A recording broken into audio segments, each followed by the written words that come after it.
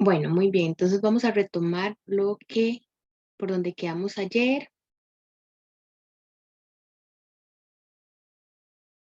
Ayer no subí lista de ejercicios, vamos a terminarlo hoy. Y hoy tendríamos, bueno, hoy tampoco terminamos trigonometría, pero voy a ver si subo algunos ejercicios o voy a ver si los dejo los ejercicios de trigonometría para cuando veamos también identidades, que va a ser el tema de mañana. Entonces, tienen para ver acá dónde era que habíamos quedado.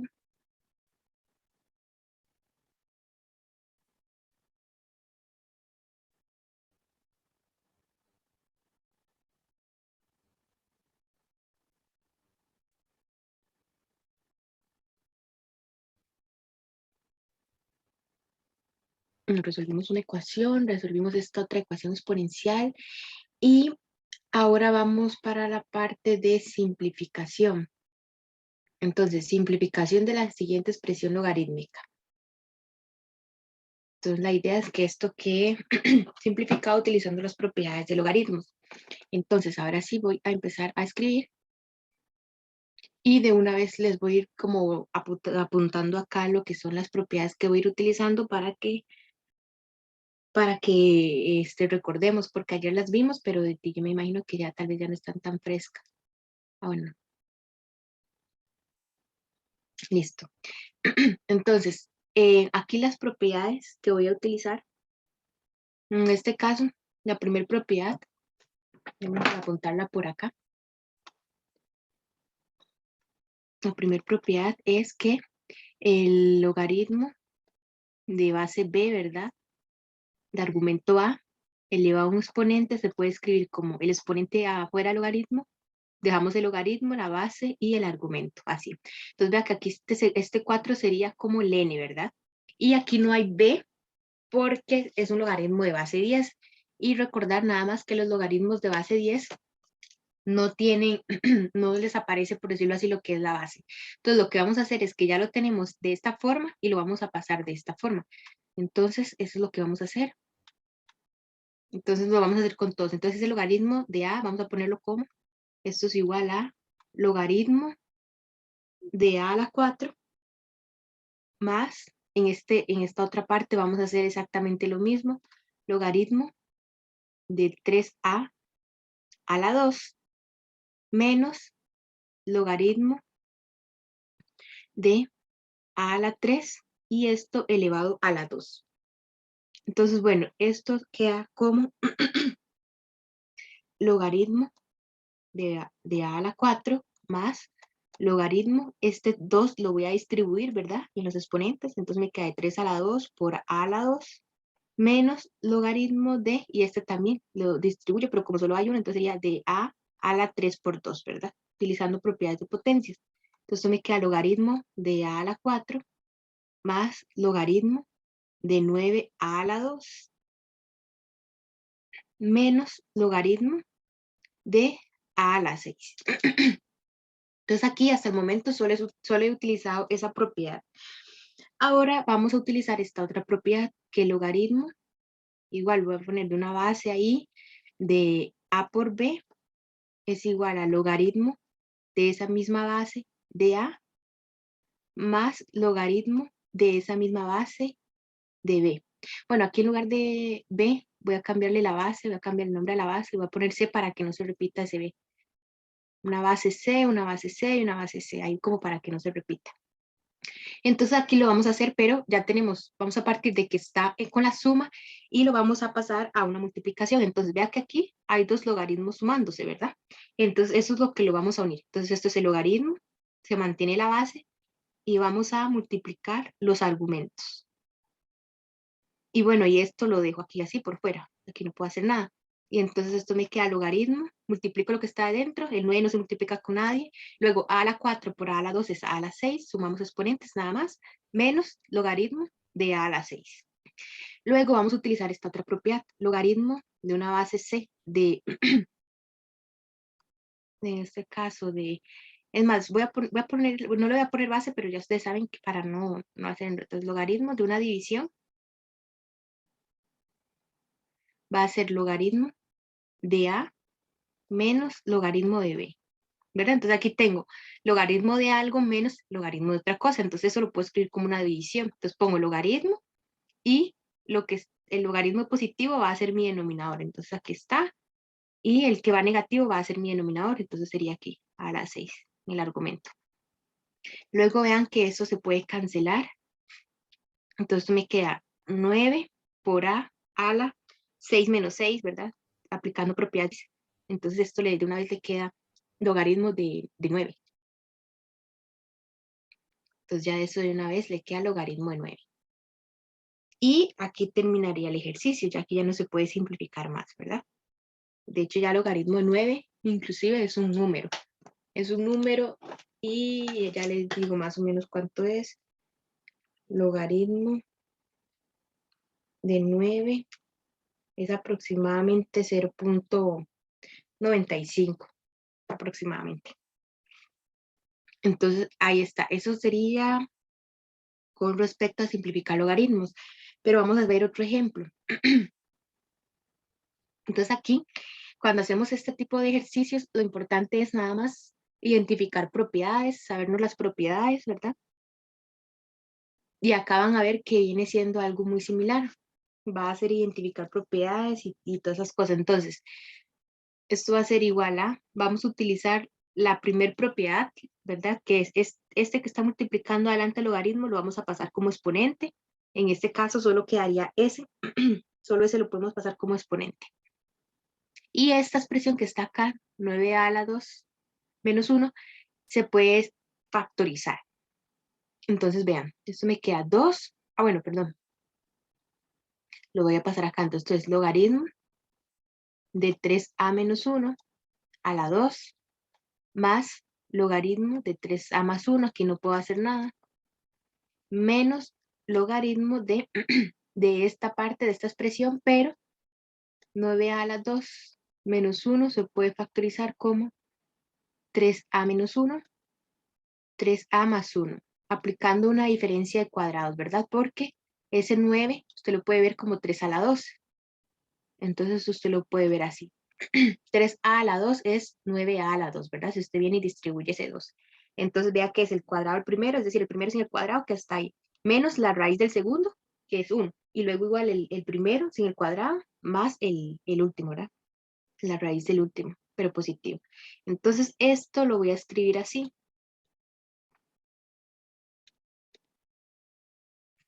En lugar de escribir esa expresión, la voy a escribir, pero de esta forma, factorizada. Ahora, esto es una suma de logaritmos, entonces puedo aplicar la propiedad para unir las sumas. Entonces dejo el logaritmo en la misma base y lo que hago es multiplicar. Multiplicar los argumentos. Y esto me quedaría de esta forma. Menos, y aquí no le voy a hacer nada. Entonces esto es 3a menos 1, 3a más 1.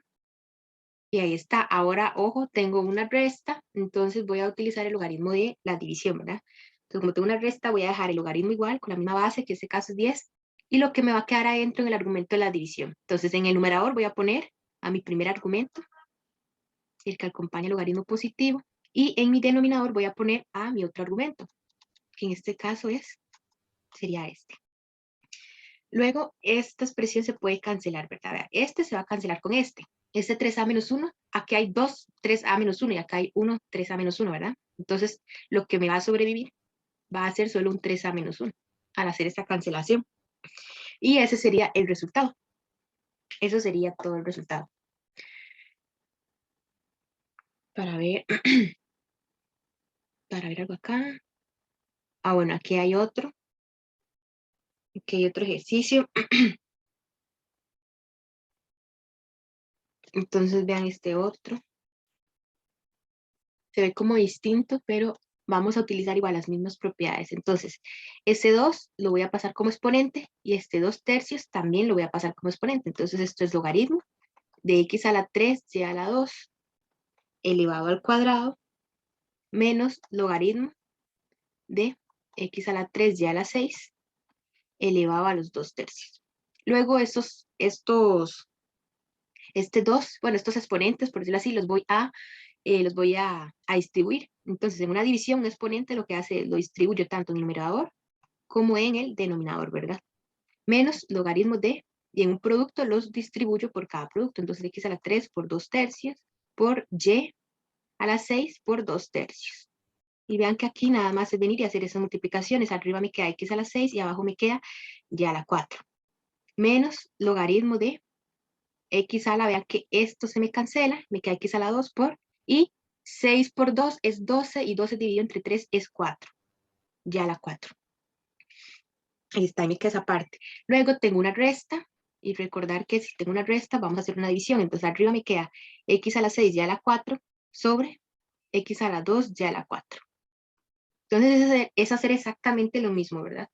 Y vean que aquí nada más haciendo esta división, aquí abajo uno puede poner un 1 y aplicarlo de la ley de extremos y medios. Entonces, extremo por extremo sería x a la 6 por 1, me queda x a la 6, y medios por medios, entonces me queda ya la 4 por ya la 4 por x a la 2.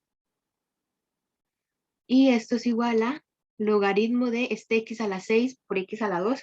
Aquí se me van a cancelar, ¿verdad? Que es esto, entre esto, es x a la 6 menos 2, que es x a la 4, ¿verdad? Entonces aquí me queda x a la 4, llevando esa propiedad. Y el ya a la 4, nada más lo que hago es sumar los exponentes. De ya a la 4. Así es como quedaría simplificado. Para ver algo aquí. Ok, entonces esto era con respecto a simplificar expresiones logarítmicas. ¿Alguna duda o consulta o queda clara esta parte para pasar al siguiente tema?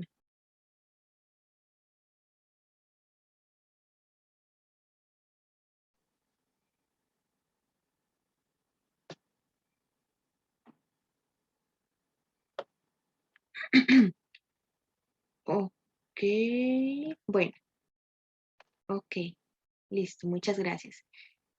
Entonces vamos a pasar al siguiente tema. ¿Verdad? Ya saben, si ocupan que me regrese con algo, nada más me avisan. Me avisan y yo me regreso. Bueno, si no, no, entonces continuamos. Ahora vamos a resolver ecuaciones logarítmicas.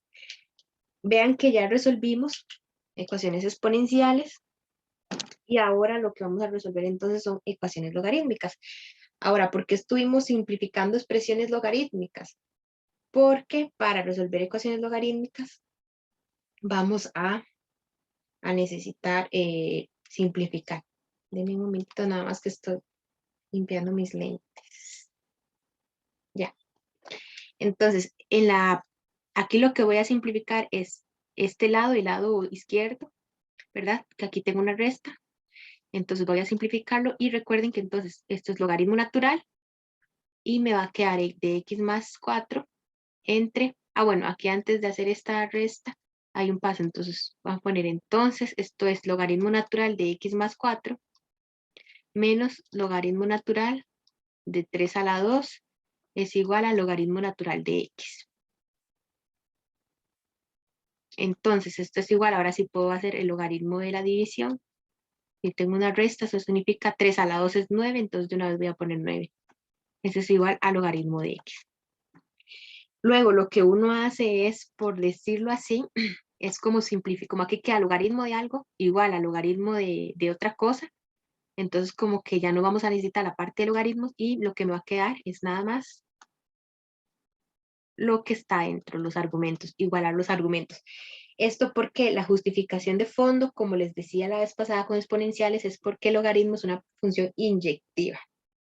Entonces, por eso es que podemos venir e igualar.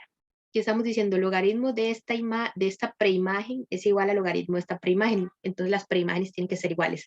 Ese es el argumento de fondo. Pero la idea es llegar así, a que ustedes lleguen al logaritmo de algo igual al logaritmo de algo. Y entonces uno dice que cancela ya los logaritmos, ¿verdad? Pero siempre teniendo en cuenta que es porque son funciones inyectivas. Entonces se puede hacer como esa cancelación, por decirlo así. Y esto es una función, esta es una ecuación lineal. Ese 9 lo puedo pasar ahí a multiplicar. Luego voy a dejar las x de un lado, los números de otro, y me va a quedar que 4 es igual a 8x. Y entonces 4 entre 8 es igual a x. Y entonces me va a quedar que 1/2 es igual a x. Y esa sería la solución. Entonces, por lo tanto, la solución es x igual a 1/2. Ese sería el conjunto solución. Ahora veamos otro ejemplo donde resolvemos ecuaciones logarítmicas.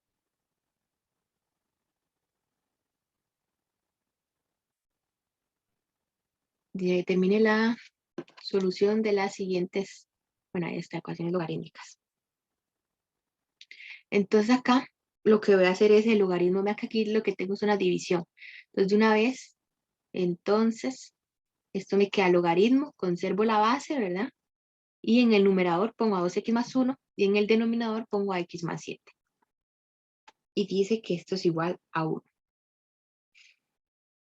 Ahora, aquí vean que no me queda como, aquí tendría como un problema porque entonces no me está quedando logaritmo de un lado y logaritmo de otro lado, como por decirlo así, para cancelar los logaritmos y nada más igualar los argumentos, ¿verdad? Aquí no puedo hacer eso.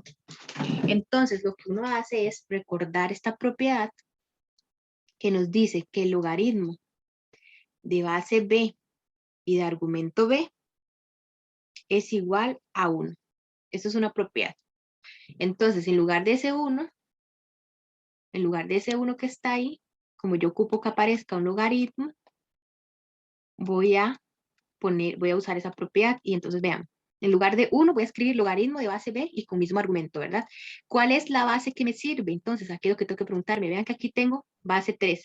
Aquí también cualquier cosa muy importante, esto yo lo puedo hacer, por ejemplo, en este ejemplo que está acá, vean que en ambos lados tenía logaritmo natural y logaritmo natural. En ambos lados tenía logaritmos de la misma base, porque el logaritmo natural tiene base de base e. Entonces, para resolver ecuaciones logarítmicas, tenemos que tener las mismas bases a ambos lados, ¿verdad? Entonces, yo ocupo aquí algo de base 3. Pero entonces, para que se me cumpla esta propiedad, mi argumento tiene que ser 3. Y en lugar de este 1, lo escribo de esta forma. Ahora sí tengo logaritmo de base 3, entonces puedo, por decirlo así, ¿verdad? Como cancelar la parte logaritma, la función logarítmica. Y nada más igualar los argumentos. Igualo los argumentos. Y entonces ahora sí vean que tengo una ecuación lineal, entonces esto es 2x más 1. Este x más 7 lo voy a pasar acá a multiplicar. Y entonces voy a seguir como por acá. 2x más 1 es igual a, ese 3 lo voy a distribuir. Entonces me queda 3x más 21. Paso las x a un lado y los números a otro. Entonces me queda 2x menos 3x es igual a 21 menos 1. Entonces menos x es igual a 20. Y entonces x es igual a menos 20. ¿Verdad? Esta parte nada más lo que estoy haciendo es cambiando de signo. Este está negativo, entonces aquí está positivo. Si le quiero cambiar de signos, cambio signos a ambos lados. Y entonces x es igual a menos 20. Ahora aquí, lo que hacemos es, siempre es bueno comprobar. En este ejercicio no comprobé porque yo sabía que no había ningún problema, ¿verdad? Entonces, de hecho, si usted viene y pone logaritmo de 1/2 más 4 menos logaritmo de 9, eso le va a dar igual al logaritmo de 1/2. Eso le tiene que dar igual. Ahora, ¿qué pasa? Si ustedes vienen acá y comprueban y ponen logaritmo en base 3, vamos a ver, logaritmo de, para ver acá, está. Bueno, eso les tiene que dar error. El logaritmo en base, vamos a ver, es que no tengo como un espacio acá. Bueno, voy a borrar esto un momentito. Entonces ponen logaritmo 3 de 2 por 1/2, perdón, por menos 20, acá está la solución, por menos 20 más 1 menos logaritmo de menos 20 más 7, ¿verdad? Y eso le debería dar 1. Entonces ustedes vienen y hacen que logaritmo de 3, 2 por menos 20 menos 40, más 1 es menos 39, menos logaritmo en base 3, aquí me olvidó la base 3, de esto me queda de menos 13. Entonces, si ustedes meten eso en la calculadora, les debería dar 1. Pero, ¿qué es lo que pasa? Que vean que están diciendo logaritmo de menos 39. De menos 39. Y aquí es logaritmo de menos 13. Y si ustedes se acuerdan, esta es la función logarítmica. La función logarítmica iba como así, más o menos. Esta es la función logarítmica. Vea que el dominio de la función son solo los números reales positivos. ¿Qué significa que el dominio de la función sea solo los números reales positivos? Es como la raíz cuadrada. En la raíz cuadrada también el dominio son solo los reales positivos, que los logaritmos no admiten números negativos. Entonces no existe logaritmo en base 3 de un número negativo. Esa parte no está definida. Y entonces si ustedes meten eso en la calculadora, les va a tirar error, porque no está definido. Y vean que con la respuesta x igual menos 20, les da precisamente un número negativo, les da logaritmos con argumentos negativos. Y eso no está definido. Entonces, por lo tanto, aquí dice la única forma, lo que le está diciendo esto es que la única forma de que esta ecuación tenga solución es que x valga menos 20. Pero si x vale menos 20, voy a tener argumentos negativos en mis logaritmos y ya sabemos que eso no es permitido, eso no está definido en los números reales. Por lo tanto, concluimos de que la solución es el conjunto vacío. Es decir, no hay solución. No hay un número real que sea solución a esta ecuación. Entonces, por eso les decía aquí, es importante que ustedes comprueben. En el primer ejercicio, no compruebe principalmente porque no había espacio, pero, y también porque ya sabía que, de hecho, vean, si ustedes se vienen acá, vean, bueno, voy a dejar que cargue este momentito. Dice que la solución es x igual a un medio. Si ustedes venían y sustituían un medio más 4, le va a dar un número positivo. Y luego tenían que sustituirlo en esta otra x y le va a dar logaritmo de un medio. Entonces, le va a dar números positivos. Entonces, no había ningún problema. Aquí el problema es con el menos 20, ¿verdad? Que sí me iba a dar argumentos negativos. Entonces, ya uno más o menos ve que eso no me va a servir. Pero, sí, como verla así, como forma sospechosa que esa solución no. ¿Por qué? Porque de hecho, aquí vean, para subir esto, no entiendo por qué. Aquí está, el logaritmo va a ser 3 de x más 7. Ya con solo ver eso, ustedes dicen, ok, si ustedes vienen y meten menos 20 más 7, ya ustedes saben inmediatamente que les va a dar un número negativo. Entonces mejor lo comprueban con todo y ya ahí verifican de que la solución que hayan encontrado de verdad sí sea una solución, ¿verdad? Entonces aquí el problemilla nada más va a ser eso. Ok, denme un momentito.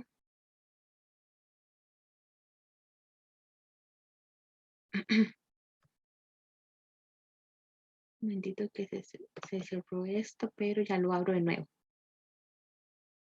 Ok, hasta aquí, pero hasta aquí está claro, sí, está claro el ejercicio.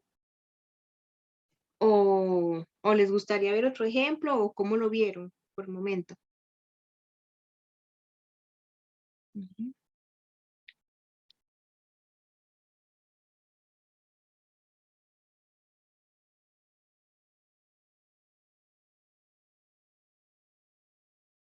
Ok, bueno, muy bien. Entonces, vamos a ver, vamos a terminar este tema con ejercicios problemas, ¿verdad?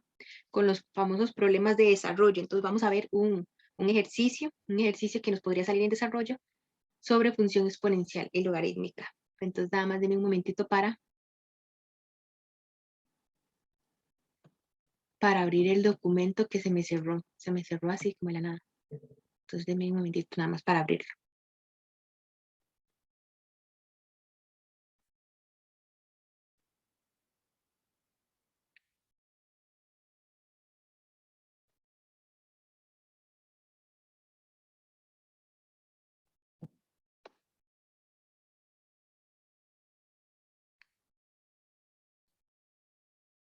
Ok, habíamos quedado entonces con esto, dice,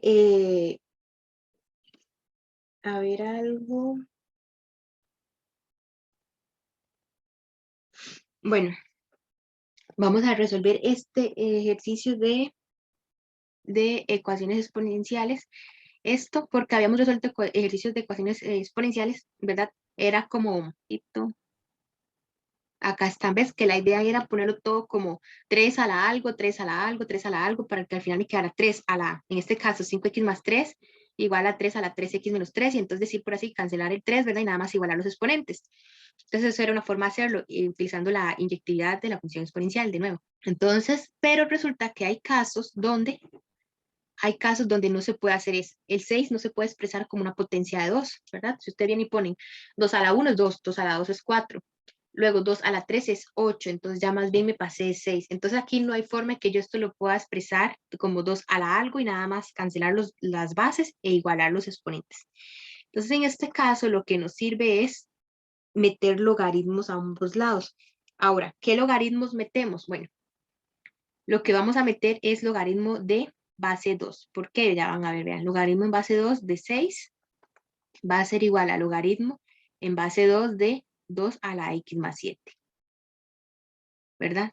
Luego entonces logaritmo de base 2 de 6 va a ser igual, esto es un exponente, x más 7, de 2 elevado a un exponente, entonces los exponentes los bajamos de logaritmo, por decirlo así, me va a quedar logaritmo en base 2 de 2. Y entonces me queda logaritmo en base 2 de 6 es igual a x más 7 por 1. Logaritmo en base 2 de 2 es 1, ¿verdad? Por eso es que yo metí logaritmo de 2, para que esto se me vaya a hacer 1. Esta era la idea. Y luego vean que entonces me queda logaritmo en base 2 de 6 es igual a x más 7, pero recuerden que el logaritmo base 2 de 6, sea como sea, sigue siendo un número, que de hecho ya les digo cuánto es. Vamos a ver si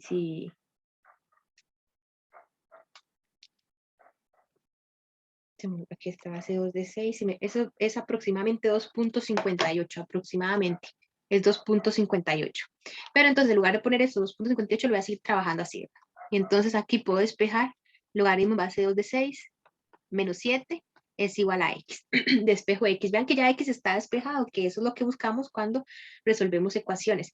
Y si ustedes vienen y ponen esta x en el exponente, les debería de dar 6. De hecho, pueden hacer la comprobación acá.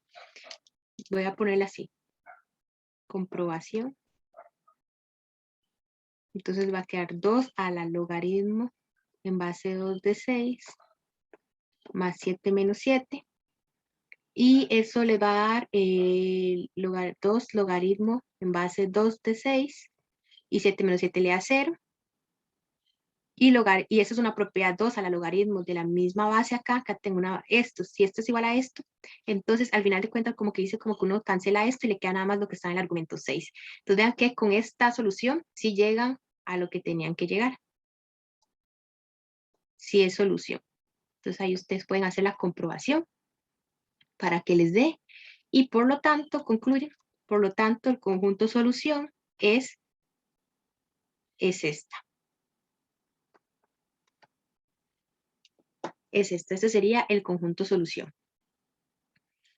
Igual, acá estoy usando propiedades, si no, igual también lo pueden meter en la calculadora y eso les dará la solución. Y igual acá, vean, acá es exactamente como que tenemos el mismo problema, ¿verdad? Que,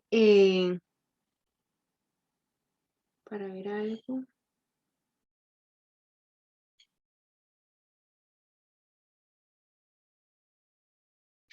Ok, que este 7 no lo puedo expresar como 11 a la algo y el 11 no lo puedo expresar como 7 a la algo. Entonces, lo que vamos a hacer acá es meter logaritmos, pero esta vez vamos a meter, a ver qué dice en el chat.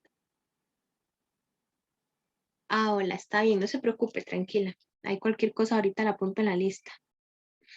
Ok, entonces lo que vamos a hacer es meter logaritmo a ambos lados de base 10. Entonces me va a quedar 7 a la 4x menos 1 es igual a logaritmo en base 10, meto en ambos lados 11 a la x más 2. Y luego vean entonces acá que lo que voy a hacer es, voy a separar esto, logaritmo de 7, 4x por 7 a la menos 1. Separo nada más acá esta parte y esto me queda logaritmo de 11 a la x por 11 a la 2. Acá nada más utilizo propiedades de potencias, ¿verdad? Entonces esta es la propiedad que nos dice que a la n más m es igual a la n por a la m, ¿verdad? Esa es la propiedad que estoy utilizando acá. Y entonces, este 7 a la menos 1, recuerden que por propiedades de potencia se puede escribir como 1 entre 7. Y eso es igual a logaritmo en base 10 de, bueno, aquí ya no se le puede hacer nada, 11x por 11 a la 2. Luego, entonces, acá, vamos a ver, ojalá que sí me dé voy a escribirlo por acá. Entonces esto es logaritmo de 7 a la 4x entre 7. Esto lo puedo ver de esta forma y acá me queda logaritmo de, y eso es logaritmo de una multiplicación. Entonces voy a separar los logaritmos de, de 11 a la 2. Vean que entonces acá lo único que hago es separar aquí esto por propiedades de logaritmos y de igual forma, bueno, voy a ver si continúo acá, de igual forma, para ver, vamos a ver, creo que aquí, no, ojalá que sí me dé chance, vamos a ver, yo creo que voy a escribirlo acá. En el lado izquierdo me va a quedar logaritmo de 7 a la 4x menos logaritmo de 7, ¿verdad? Por propiedades de logaritmo, y esto es logaritmo de 11. Sí, aquí no me va a caber. Voy a escribirlo aquí abajito. Entonces esto es logaritmo de 7 a la 4x menos logaritmo de 7 es igual a logaritmo de 11 a la x más logaritmo de 11 a la 2. Y entonces este 4x lo voy a bajar porque es un exponente y me queda logaritmo de 7 menos logaritmo de 7 acá, ¿verdad? Y esto va a ser igual a logaritmo de, bueno, acá también esta x la voy a bajar. Esta x la bajo, logaritmo de 11 más, bajo ese 2, logaritmo de 11. Aquí lo único que hice fue utilizar la propiedad de que en los logaritmos puedo bajar los exponentes. Ahora, noten esto, vean. Logaritmo de base 7. Tengo acá. Acá tengo también logaritmo de 7, perdón. Esto es logaritmo de 11. Y acá tengo también logaritmo de 11. ¿Qué quiere decir esto? Que puedo factorizar con factor común, con las técnicas que hemos utilizado. En el lado izquierdo, mi factor común es logaritmo de 7. Logaritmo de 7, y adentro, y al otro logaritmo de 7 me lo acompañaba un menos 1. Entonces, en este caso, voy a ponerlo acá. Entonces, pongo acá menos 1. Y esto va a ser igual a, en este caso, el factor común es logaritmo de 11. Y entonces acá, ¿qué me quedaba? Un x más 2, ¿verdad? Y entonces lo que voy a hacer es continuarlo por acá. Entonces voy a continuarlo. Continuación, ejercicio anterior. Ahora cualquier cosa cuando les pase las notas, voy a escribirlo más pequeño para que quepa todo en la diapositiva. Entonces voy a traerme nada más lo que teníamos. Teníamos logaritmo 7 de 4x menos 1 es igual a logaritmo 11 de x más 2. Vamos a ver, para estar segura nada más. Creo que, de x más 2. Entonces aquí sería de x más 2. Entonces, ¿qué vamos a hacer ahora? Vamos a dejar las x de un lado y los logaritmos de otro lado. Entonces, el logaritmo de 7 lo dejo acá. Este logaritmo de 11, como está aquí multiplicando, lo voy a pasar a dividir. Logaritmo de 11. Y esto va a ser igual a x más 2 dividido entre, para ver algo acá nada más, dividido entre 4, bueno, 4x menos 1. Ocupo despejar esta x, pero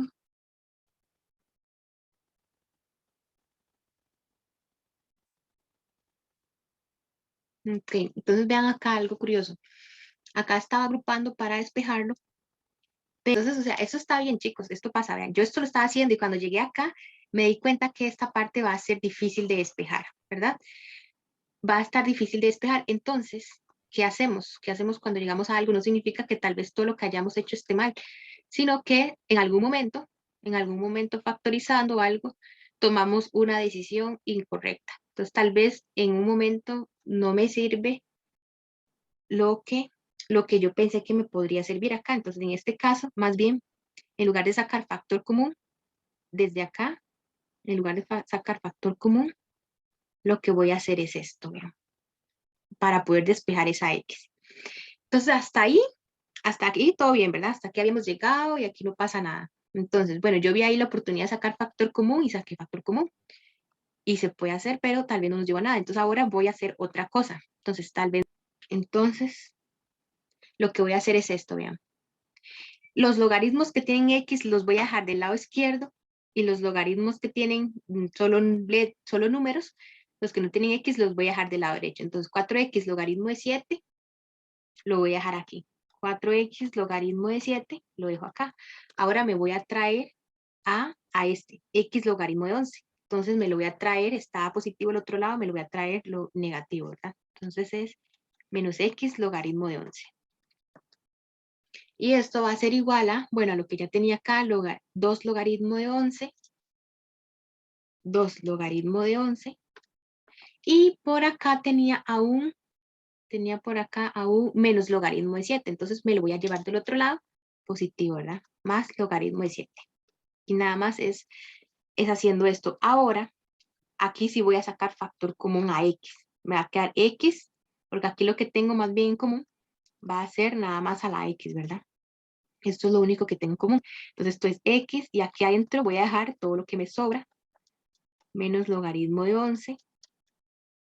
Y esto, bueno, va a ser igual a 2 logaritmo de 11 más logaritmo de 7, ¿verdad? Eso lo dejo igual. Y ahora despejo a la X. Entonces, eso está multiplicando, lo voy a pasar a dividir. Entonces, esto lo voy a dejar igual. Y todo el paréntesis me lo llevo a dividir. Logaritmo de 7 menos logaritmo de 11, así. Y ahora sí vean cómo esta vez sí pude despejar a la X. Me quedó más sencillo, ¿verdad? La vez pasada estaba un poquito difícil despejar a X. Y aquí, entonces lo que me servía más bien era dejar las X de un lado, lo que tenía X de un lado, y luego dejar los números del otro. Y en este caso nada más ya luego sacar a factor común X para despejarlo. Para que me quedara multiplicado por algo y pasar lo que me quedó multiplicando a dividir al otro lado. Entonces, como les dije, esas cosas, a mí de hecho a veces me gusta hacer cosas que tal vez no nos llevan a la solución, porque a veces uno como planea los ejercicios y todo, ¿verdad? Entonces, los estudiantes suelen pensar que los ejercicios salen así, que es de buenas a primeras, y entonces es como, bueno, si no me sale buenas a primeras significa que ya no lo estoy haciendo bien, pero en realidad esto para nada, eso para nada es cierto. Uno siempre anda intentando, a veces le sale buenas a primeras, a veces hay que intentarlo más veces. Incluso a mí cuando estudia, bueno, ahorita voy a sacar la licenciatura, pero el bachillerato me pasaba que me equivocaba tanto que terminaba rompiendo las hojas del cuaderno en el momento de borrar, ¿verdad? Porque ya me quedan demasiado finas. Entonces, es curioso, eso es normal, equivocarse es parte del proceso para que no se preocupen ni no se frustren y cuando entren a la U practiquen mucho, para que se equivoquen practicando y no se equivoquen en el examen, eso sí es muy importante. Y esa sería la solución acá. Y vamos a ver, aquí quedaba esta otra, pero bueno, igual, la idea viene siendo igual a esta, es parecida. Si ustedes quieren, podemos ver este último ejercicio, o si entendieron esta parte de resolver ecuaciones exponenciales, donde no podíamos hacer aquel truco, ¿verdad?, que hicimos ayer. Entonces es nada más de meter logaritmos a ambos lados. ¿Qué base van a meter? Logaritmo base 10. Metan logaritmo de base 10 y con eso van a resolver. Con eso no hay problema y entonces nada más es despejar. Entonces ustedes me dicen, o si no, continuamos. ¿Cómo vieron este ejercicio? Bueno, estos ejercicios.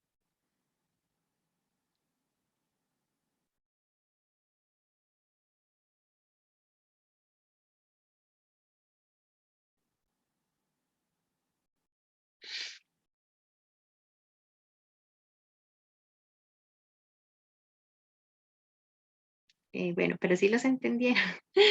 Me pueden decir con toda confianza, de verdad. O si vio algo que no se entendió, también me pueden decir. Bueno, yo voy a asumir que sí lo entendieron. Entonces, bueno, ahí dicen creo que sí. Ok, bueno, creemos que sí está bien. Eh, igual cualquier cosa, a veces tal vez uno ya tiene que practicar para ver si sí se entendió o no. Pero sí, la idea en estos ejercicios es que, o sea, más que todo, de hecho, para recapitular y cerrar este tema de una vez, para ver un momento que nada más.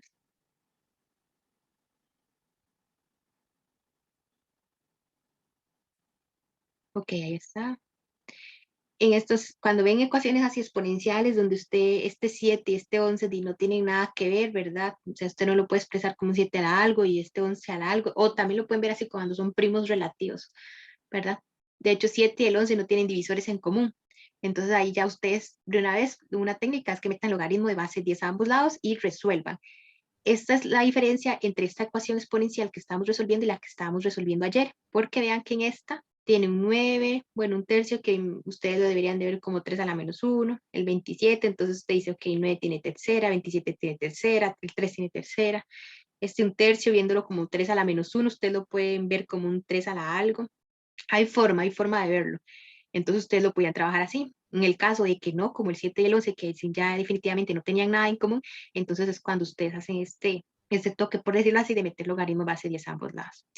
Y ahora sí, entonces vamos con problemas con exponenciales, con ejercicios exponenciales. Entonces, bueno, empecemos. Dice el ejercicio. El crecimiento en millones de la población P de una ciudad a los T años está dado por, ahí está la función. Entonces, en esta función lo que me modela es cómo va creciendo una ciudad, ¿verdad? Que tiene sentido porque eso es un crecimiento exponencial, ¿verdad? Porque de hecho es E, que es una base, recuerden, es una base elevado a algo, a 0,04 por t, ¿verdad? O sea, ese sería el exponente. Entonces, es una función exponencial, con que ya haya un exponente. Ya es una función exponencial. Y si ustedes lo piensan, las ciudades en realidad podríamos decir que crecen exponencialmente, ¿verdad? Porque la gente cada vez más se va saliendo del campo, entonces o hay más oportunidades en la ciudad y así, ¿verdad? Entonces sí, más que todo por lo de la urbanización y todo eso, es que tiene sentido que la forma en la que crezca una población en una ciudad sea de forma exponencial. Exponencial es un crecimiento rápido, un crecimiento acelerado. Entonces, aquí hasta el momento nada más me dicen eso. Esta función me modela cómo crece la población y la unidad T es en años, ¿verdad? Entonces, ok, ¿cuál es la población? La primera pregunta, ¿cuál es la población inicial de la ciudad? Entonces, la población inicial es cuando no ha transcurrido, ya cuando transcurrió un año, ya no tenemos población inicial, ¿verdad? Entonces, cuando todavía no ha transcurrido ningún año, es decir, cuando t es igual a 0, no han pasado años. ¿Cuál es la población, verdad? Aquí me están pidiendo el valor de la población, es decir, el valor de P. Entonces, y ya tenemos el valor de T, entonces aquí lo que vamos a hacer es evaluar P de 0 es igual a, bueno, aquí lo que están pidiendo es P de 0, es igual a 100 por E a la 0,04 por 0. Y esto va a ser igual a 100 por e a la 0, 0,04 por 0 es 0, ¿verdad? Y e a la 0 es 1, entonces esto me queda 100. Y eso es todo. Esa es la solución a la primera pregunta. Luego dice, ¿cuántos millones de habitantes tendrá aproximadamente esta ciudad dentro de 40 años? Entonces, dentro de 40 años han transcurrido, ¿verdad? Bueno, 40 años, entonces vamos a calcular P de 40. Y es lo mismo, nada más es venir y evaluar. En lugar de T pongo 40 y esto aproximadamente me da 495,30 millones, porque está en millones, ¿verdad? Entonces, entonces la respuesta acá, bueno, de hecho acá siempre es bueno poner respuestas 100 millones. Entonces acá es 100 millones de habitantes, es la población inicial, y la respuesta serían en 40 años, ¿verdad? En 40 años habrán 495,30 millones de habitantes. sea, aquí lo importante es aprender a leer, ¿verdad? A leer las preguntas para saber qué tenemos que responder. Entonces acá, como me estaban prácticamente diciendo, me están hablando de años, entonces me están dando el valor de t. Cuando me dan el valor de t, inmediatamente hay que pensar en evaluar. Vean esta otra pregunta, en eso ustedes, bueno, en eso ustedes me van a ayudar. Dice, el número B de bacterias presentes en un cultivo después de t minutos. Ok, entonces aquí t se lo dan en minutos. Dice, está dada por eso. ¿Cuál es la cantidad inicial de bacterias? Entonces, ¿con quién tengo que evaluar? ¿Con t igual cuánto?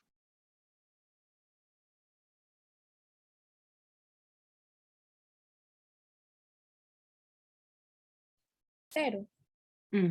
¿Verdad? Cuando han pasado 0 minutos es cuando tengo mi población inicial. Entonces, b de 0 va a ser igual a 200 por 4 a la 0,5 por 0. Y eso me da 200. Entonces, las respuestas son 200 bacterias, es la población inicial. 200 bacterias. Luego dice, ¿cuántas bacterias habrá al cabo de un cuarto de hora? Entonces, lo primero es averiguar cuánto vale T. En este caso, ¿cuánto es el valor de T que me están dando?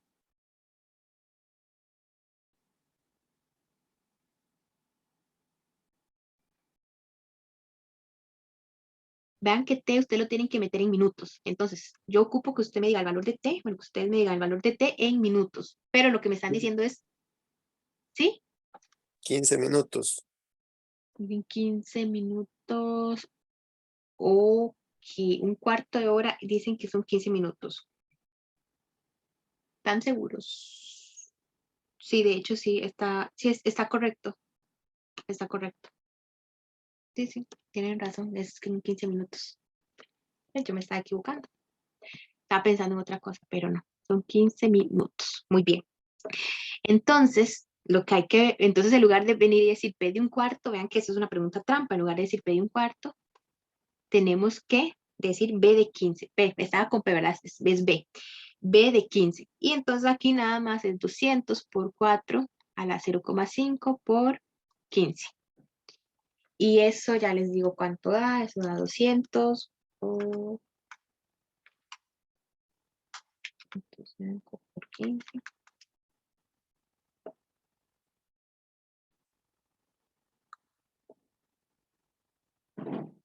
Esto da 6.553.600. Entonces, de hecho, vean, en un cuarto de hora, en solo 15 minutos, pasamos de tener una población de 200 bacterias a tener una población de 6 millones de bacterias, ¿verdad? Entonces, aquí la respuesta es, entonces ustedes dicen, al cabo de hora, al cabo de un cuarto de hora, van a tener esta población de bacterias. Bueno, ahí hay puntos suspensivos, ¿verdad? Entonces, sí, vean por eso lo que les decía que esto es una función exponencial, vean que es exponencial el crecimiento que hay y sirve para modelar situaciones donde el crecimiento es exponencial, ¿verdad? Dice acá, ¿dentro de cuántos años la población de bacterias llegará a ser de aquí queda como cruzado, como separado, pero serían de 3.276.800. Entonces, en este caso, habiéndolo así, ¿les dan algún valor de T o cuál es el valor que le están dando? ¿El valor de T o el valor de B de T?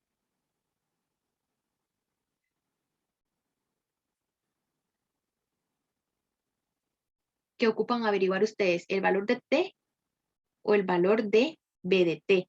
Que B de T es el número de bacterias. Hay que buscarte, ¿no, profe? Exacto, porque le están dando el número de bacterias que ya hay, o sea, ya le están dando cuánto vale B de T. Pero no le están diciendo cuántos años, de hecho le están preguntando dentro de cuántos años, más bien esa es la pregunta. Entonces, acá lo que hay que buscar es, en este caso, el valor de T.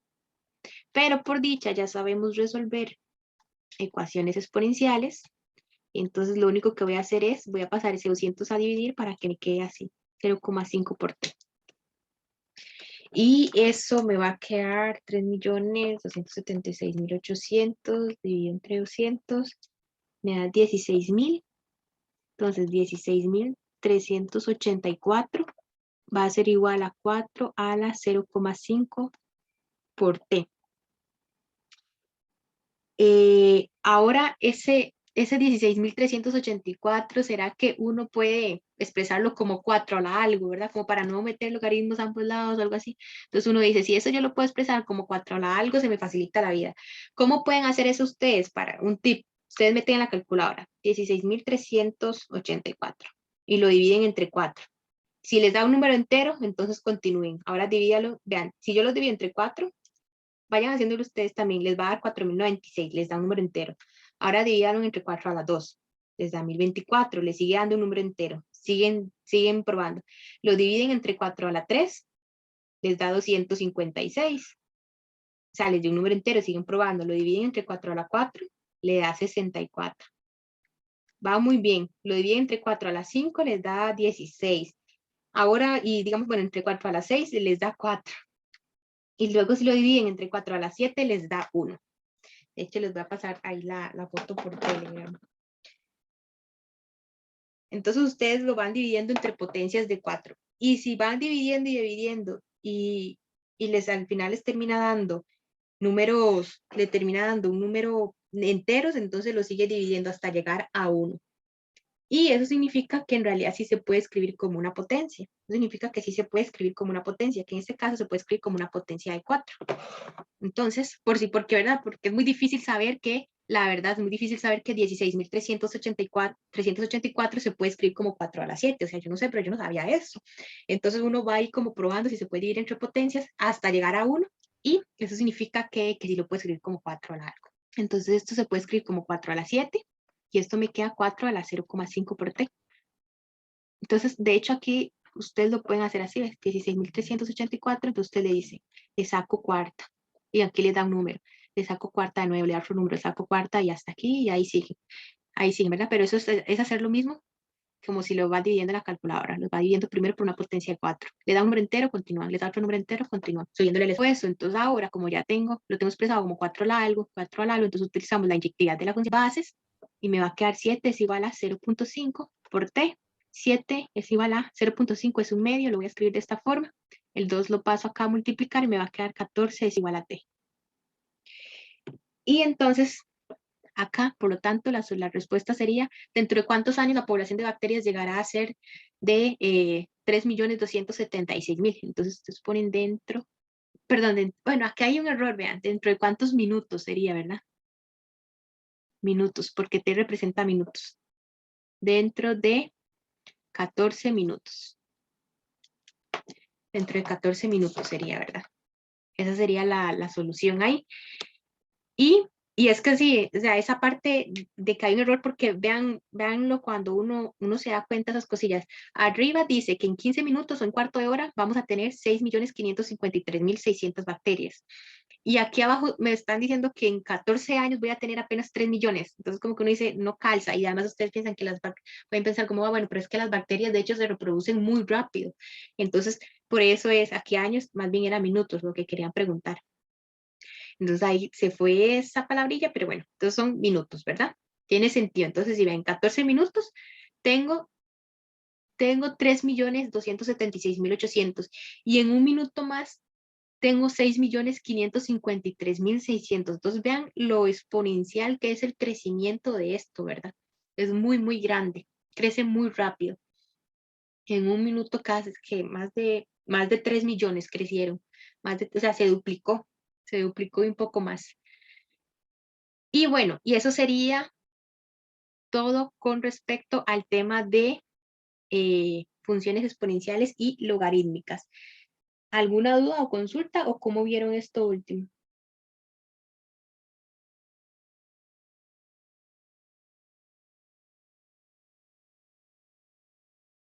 Sí.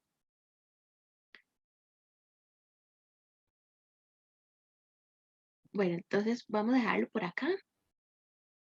Voy a poner acá.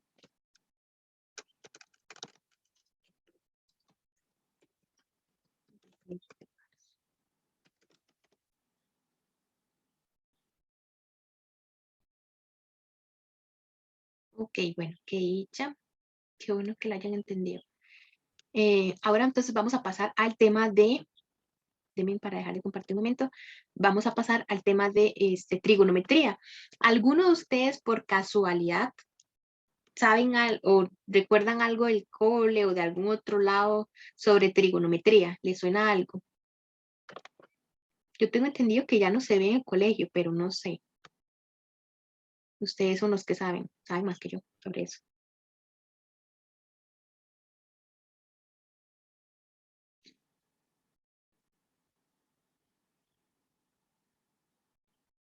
Lo básico ponen. Sí, sí se ve.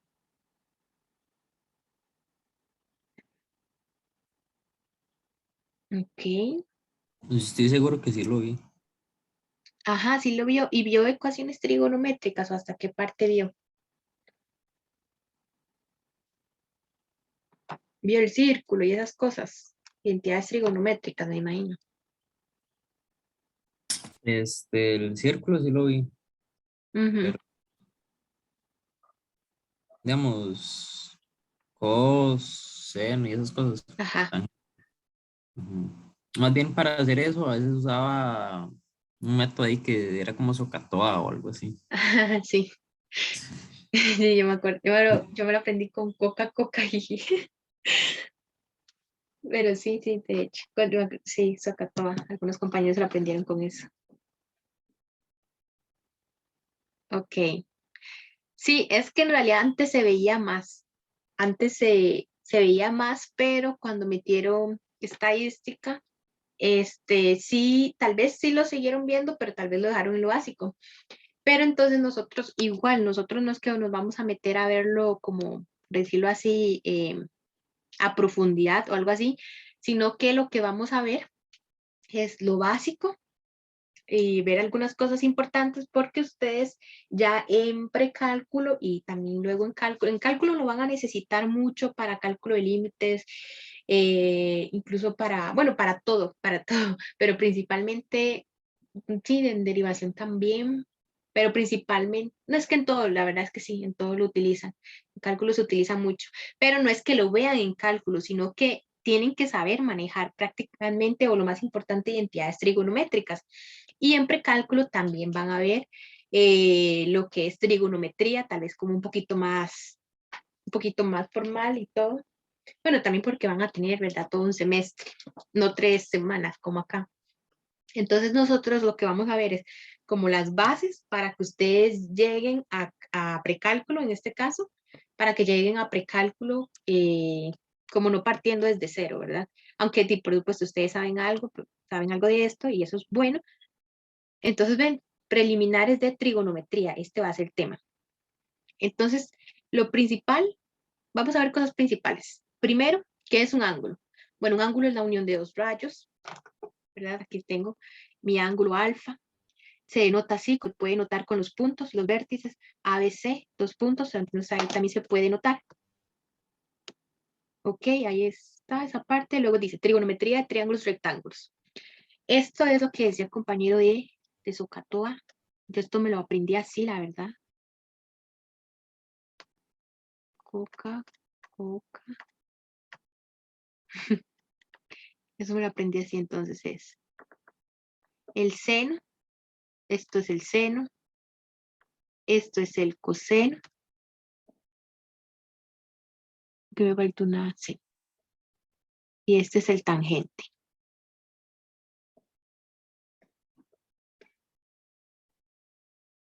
Entonces vean, el seno es el cateto opuesto sobre la hipotenusa, vean que es aquí, seno es cateto opuesto sobre hipotenusa.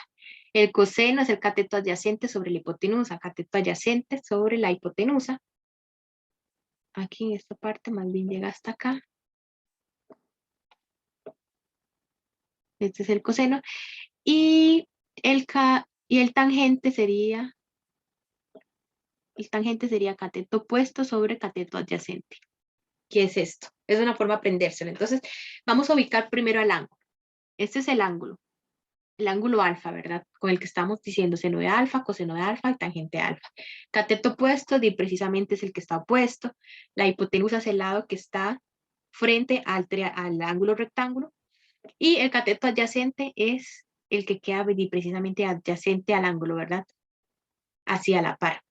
Entonces ustedes identifican, nada más aquí en ese caso sería que identifiquen quién es el adyacente, el opuesto y la hipotenusa y puedan aplicar esto para averiguar la medida de ángulos. Entonces son trigonometría de ángulos rectángulos. Ahora vamos con, estamos viendo como conceptos, vamos a repasar algunos conceptos. Ahora vamos a repasar el concepto de radián. Seguro ustedes han escuchado o cuando les dicen que, y aquí es muy importante que sepan poner la calculadora en radianes y poner la calculadora en grados, ¿verdad? Y esas cosas. Entonces, pero en realidad, ¿qué es un radián, verdad? Un radián es una unidad de medida, pero no, bueno, ya se está abriendo, tienen para compartir. Pero ahorita lo que vamos a ver es con esta animación, ¿qué es exactamente un radián?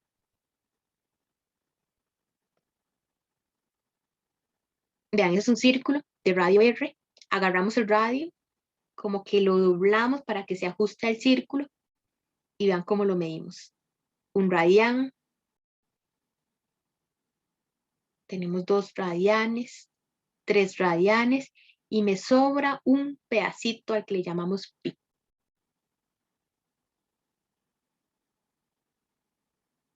Y ahí es, y luego tenemos esto, el círculo completo. Un radián es la forma en la que medimos, la que podemos medir como el arco de un círculo y precisamente lo agarramos utilizando el radio del círculo. Entonces eso es como una unidad de medida y nada más como para que sepan de dónde sale esa palabra, radián. Viene de hecho de círculo. Y bueno, esa es la animación. Ahora regresemos.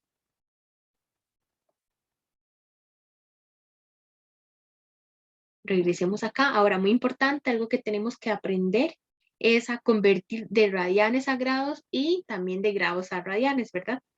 Entonces, esta precisamente es como la fórmula. Esta es como la fórmula. Si queremos pasar de grados a radianes, lo que tenemos que hacer es el numerito en grados, lo multiplicamos por pi entre 180. Y si queremos pasar de radianes a grados, lo que tengamos en radianes lo multiplicamos por 180 entre pi. Entonces veamos algunos ejemplos. Este. Entonces es de radianes a grados. Entonces hay que multiplicar por 180 entre pi. Perdón, de grados a radianes. Es de 30 grados. De grados a radianes. Entonces multiplicamos por pi entre 180. Entonces acá va a ser a radianes. Lo multiplico por pi y lo divido entre 180 grados. Y le agrego aquí la palabra radianes. Y eso va a ser igual a, entonces ustedes vienen y hacen 30 entre 180, le va a quedar un sexto, dejamos el pi, esa bolita te va a ir como con esta bolita, por ir así, y radianes. Y ahí se queda. Ahora, de radianes a grados, hay que multiplicarlo por lo opuesto. Entonces para acá, de radianes a grados, vean, de radianes a grados. Es por 180 entre pi. Entonces acá es por 180 dividido entre pi. Este pi se me va con este. Y luego sería 180. Lo divido entre 3. Y 180 dividido entre 3 le va a dar 60. Y esto va a dar 60 y le ponemos la bolita de grados. Porque estamos pasando a grados, ¿verdad? Ahora, este otro, de grados a radianes, igual. De grados lo multiplicamos por pi entre 180. Y entonces me va a quedar 135 dividido entre 180. Me va a quedar 3/4 pi. Y le agregamos la palabra radianes. Radianes. Bueno, puede ser así. De hecho, con así. RAD. RAD de radianes y RAD de radianes. En este caso igual, lo multiplicamos por 180 y lo dividimos entre pi. Pi se me cancela con pi. Y luego hacemos 5 por 180 y lo dividimos todo entre 12 y eso me va a dar 75. Y entonces esto me da 75 y como estamos pasando a grados, le ponemos la bolita de grados. Y eso sería. Esto es por la parte de conversión de radianes a grados y viceversa. ¿Verdad? Que aquí nada más es aplicar la fórmula. Ahora, otras cosas interesantes acá para esto lo que voy a hacer es irme a la pizarra. Entonces, denme nada más un momentito para abrir aquí la pizarra. Ya les comparto de nuevo.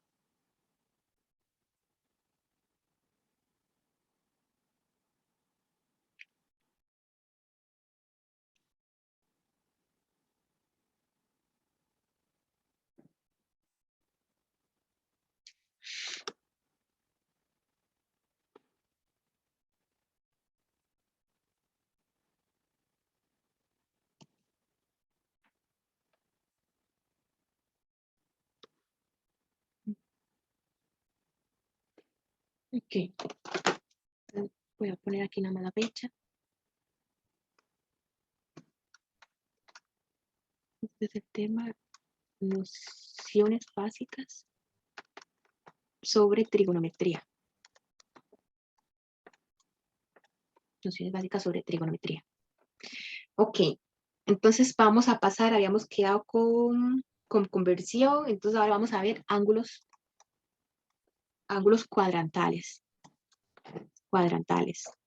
Los ángulos cuadrantales, bueno, ustedes sabrán que el plano cartesiano se divide en 4 cuadrantes. Tenemos el primer cuadrante, tenemos el segundo cuadrante, el tercer cuadrante y el cuarto cuadrante. Estos son los cuadrantes del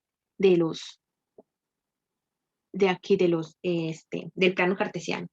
Entonces, un ángulo cuadrantal, un ángulo o que se dice en posición estándar, es aquellos cuyo lado terminal coincide con alguno de los ejes, de los semiejes, ¿verdad?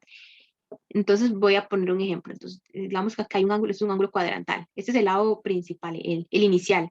Y el lado terminal tiene que coincidir con alguno de los semisejes. Entonces, este va a coincidir con el semieje positivo. Este es un ángulo cuadrantal, porque vean que coincide con el eje ángulo cuadrantal o en posición estándar. Entonces, acá tengo mi plano cartesiano. Y otro semieje sería el eje Y, el eje X, sería este también, de hecho, vean. Acá, digamos que empieza acá mi ángulo y va a terminar de este lado, sobre el semieje Y, sería así. Este es mi ángulo. Empieza acá en el semieje positivo y termina sobre el eje Y negativo. En este caso, el ángulo empezó con el eje X positivo y terminó con el eje Y negativo, con el eje Y positivo. Entonces, estos son ángulos cuadrantales, nada más, que comparten uno de sus lados con los semiejes. Vean que tenemos semieje X positivo, semieje X negativo, ¿verdad? Tenemos el eje Y, que lo dividimos en dos partes, el eje Y negativo y el eje Y positivo. Entonces, esos son ángulos cuadrantales. También tenemos otro concepto, que son ángulos coterminales. Ángulos coterminales.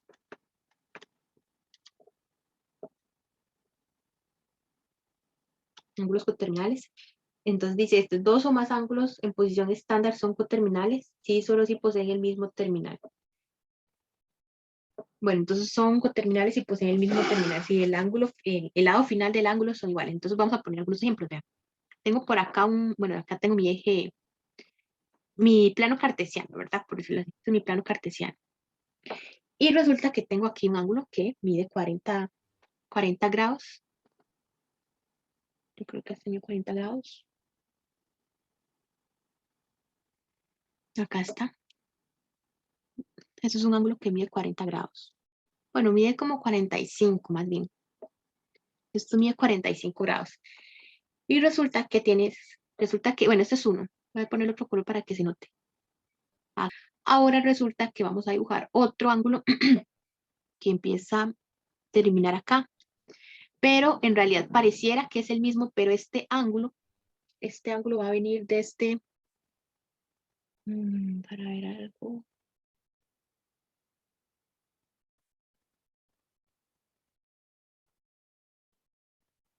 Ya les digo dónde empieza este ángulo.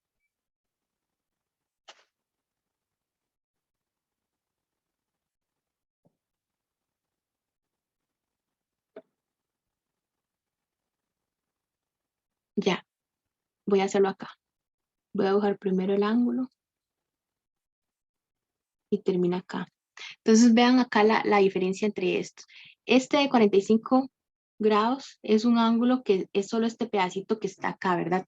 Este que yo acabo de dibujar, este anaranjado, es un ángulo que empezó acá, le dio toda la vuelta al cuadrante y luego volvió a se termina el ángulo morado. Como este ángulo morado, la medida de ese ángulo es igual a 45 grados, mientras que la medida del ángulo anaranjado va a medir, le da toda la vuelta al cuadrante y eso significa 360 grados más este otro pedacito que subió, que es precisamente 45 grados.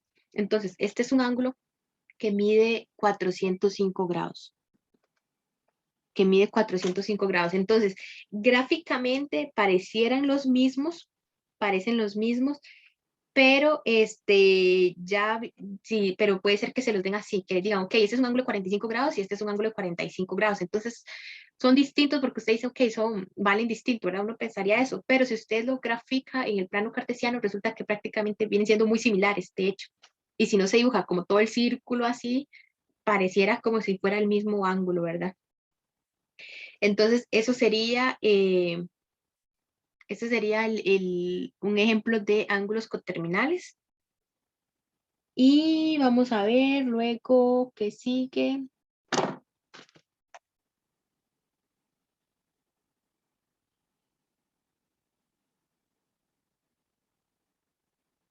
Ángulos de referencia. Entonces ahora vamos a ver lo que son ángulos de referencia. Ángulos de referencia.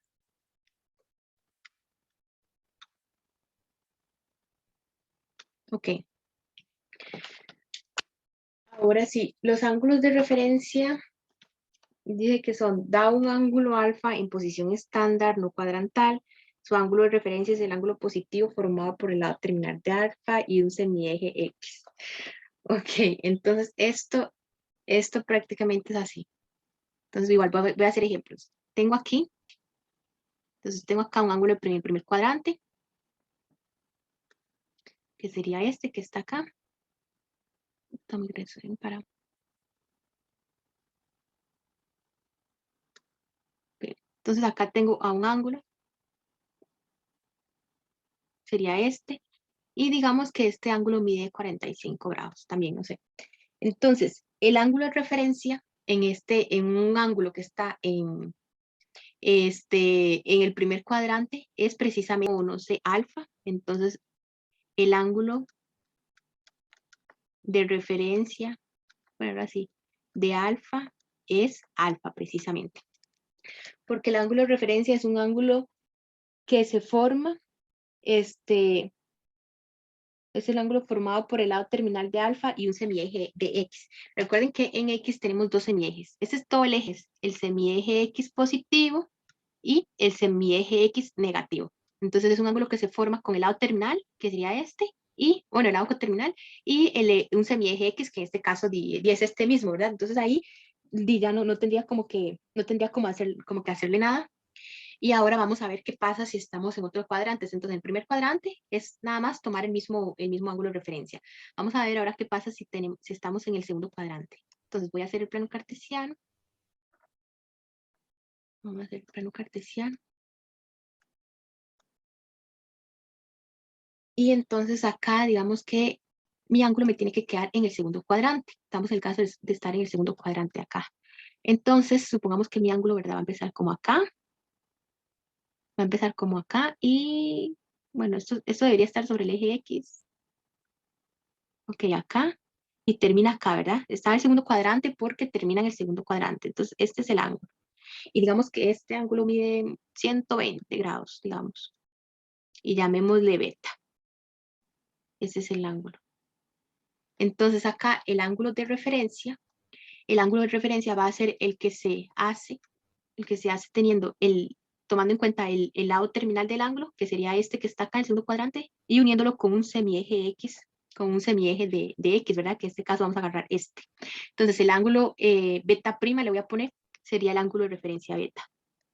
Entonces, acá el ángulo de referencia de beta es beta prima, y para saber cuánto vale beta prima, lo que vamos a hacer es, a 180 le restamos el valor de beta.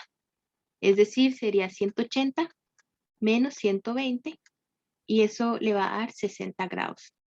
Entonces, esto mide 60 grados. Entonces, en el primer cuadrante el ángulo de referencia es el mismo. En el segundo cuadrante el ángulo de referencia es el que obtenemos haciendo 180 menos lo que mide el ángulo. Entonces, igual, hago mi plano cartesiano. Pongo acá tercer cuadrante y voy a hacer un ángulo. Voy a dibujar un ángulo, bueno, que parta desde acá y que termine por acá, no sé, por acá, digamos. Entonces, mi ángulo sería este. Mi ángulo sería este y llamémosle, mejor llamémosle gamma. Entonces, gamma, digamos que gamma debe medir aproximadamente, vamos a ver, voy a ver cuánto le doy a sumar. Unos 220 grados, así como calculando unos 220 grados, yo le calculo unos 120. Uno de referencia va a ser el que yo obtengo agarrando el lado terminal, con un semieje X, que en este caso sería este. Y entonces acá mi ángulo de, para ver acá, ajá, entonces sería este pedacito, y le llamamos gamma prima. Y entonces acá sería herencia de gamma, es gamma prima. Y gamma prima se obtiene haciendo el log 180. O sea que sería 200. Y eso le da 40 grados. Por acá nada más, voy a poner uno como por acá, que esto mide 40 grados. Y ahí está, así sacaríamos el ángulo de referencia en el tercer cuadrante. Ahora me queda ver qué pasa en el cuarto cuadrante. Y ya sería como el último caso para sacar ángulos de referencia. Entonces, a ver, ok, entonces dibujo mi plano cartesiano de nuevo, ¿verdad? Mi plano cartesiano. Y voy a dibujar mi ángulo. Parte de acá, y digamos que termina como acá. Entonces mi ángulo es este. Mi ángulo sería como este. Y le voy a llamar, vamos a ver cómo era que se hacía. No recuerdo, alfabeta mamá, sí, cita. Entonces le voy a llamar cita. No recuerdo si llamaba cita o teta. No recuerdo cómo se llamaba. No recuerdo cómo se llama esta letra griega. Ah, bueno, estaba omega. Ay, por ahí me están ayudando. Cita. Ok, gracias. Gracias. Los ángulos regularmente uno los representa con letras griegas. Entonces, sí, ahí está. Entonces, llamémosle cita. Y cita, vamos a ver, yo digo que esto mide, no sé, digamos que mide 322 grados. 322 grados mide cita. Y entonces, me va a quedar, ¿verdad? Va a ser este que está acá, como verdecito. Va a ser este. Y le llamamos cita prima. Entonces, es el que formamos con uno de los lados unido. Y entonces acá lo que ponemos es el ángulo de referencia. El ángulo de referencia de cita es cita prima. Y cita prima se obtiene haciendo 360 grados menos cita, que en este caso sería 360 grados. Esto le va a quedar 38 grados. 38 grados le queda. Y esa sería la forma de sacar ángulos de referencia. Entonces, bueno, esto, y ya con esto terminamos los conceptos, las nociones básicas de trigonometría. Entonces, como pueden ver, esta parte, bueno, siento yo que tal vez es como un poco relajada, porque es ver nada más algunos conceptos. Y ahora sí, entonces, ya como el último tema del día de hoy, lo que vamos a ver es, vamos a ver a qué pasamos. Pues esto es práctica, determina el ángulo de referencia de cada ángulo. Cuando está acá, lo que tienen que hacer es ubicarlos en los cuadrantes respectivos y pasarlos, los que están radianes lo pasan a grados nada más. Eso también lo podemos ver en GeoGebra. Vean, pero ahorita lo más importante tal vez de este tema, o a lo que quiero que pasemos, es a esto, a gráficas de funciones trigonométricas, ¿verdad? Porque veníamos trabajando en funciones Y ahora lo que quiero que veamos es la gráfica de estas funciones que son muy importantes. Son las funciones trigonométricas más importantes. Entonces, para funciones trigonométricas, vamos a estudiar algunas propiedades. Nada más, denme un momentito. Ok, entonces la primera función trigonométrica que vamos a estudiar es el seno. Es el seno, ok. El dominio del seno, de la función seno, vean, si ustedes se ponen a revisar el dominio, vean que el dominio, esta gráfica, esta flechita acá significa que continúa, ¿verdad? Esto continúa, igual que esto continúa. Entonces, dime para cambiar acá de color. Entonces, el dominio de la función seno viene desde menos infinito y se va hasta más infinito. Es del dominio. El ámbito de la función sería, buscamos en y, ¿verdad? Vean que aquí el punto más bajo es 1, menos 1, y acá llegamos a 1, y adelante de 1 no hay función, y, perdón, arriba de 1 no hay función, y abajo de menos 1 tampoco hay función. Entonces, tomando los extremos, el ámbito de la función 0 siempre es de menos 1 a 1. Esas funciones tienen otras cosas. Bueno, la intersección con el eje Y es el punto 0,0. Es este, ¿verdad? Y ya de aquí ya vean que ya no va a tocar más al eje Y. Este concepto, paridad de la función, la paridad de la función es impar. Una función impar es una función que cumple esta propiedad. Que f de x, que f de menos x es igual a menos f de x. Entonces, acá un ejemplo.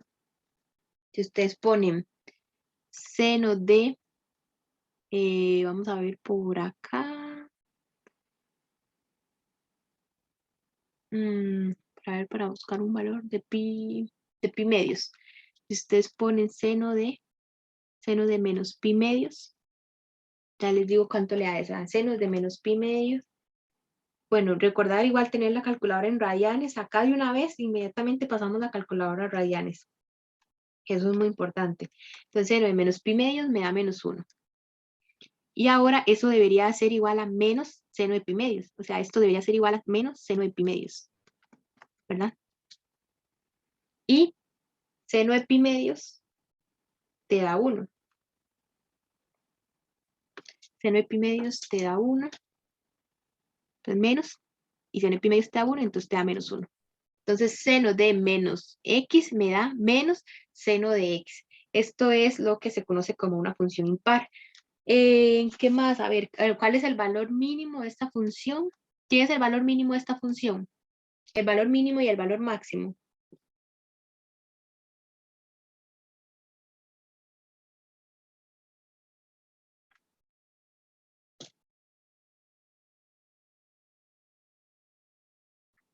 Ay, me fui arriba. Me fui abajo. Ok, ¿se acuerdan de eso? Lo de encontrar valores mínimos y valores máximos. En este caso, la función, bueno, recuerden que lo del mínimo era el valor mínimo aquí, ahora fijarnos como en Y, es menos 1. Y el valor máximo es 1. Entonces, en este caso, bueno, voy a borrar esto nada más era para que lo vieran. La paridad se refiere a eso. Ya vimos que eso es una función impar. Y entonces, también casi como característica, el valor mínimo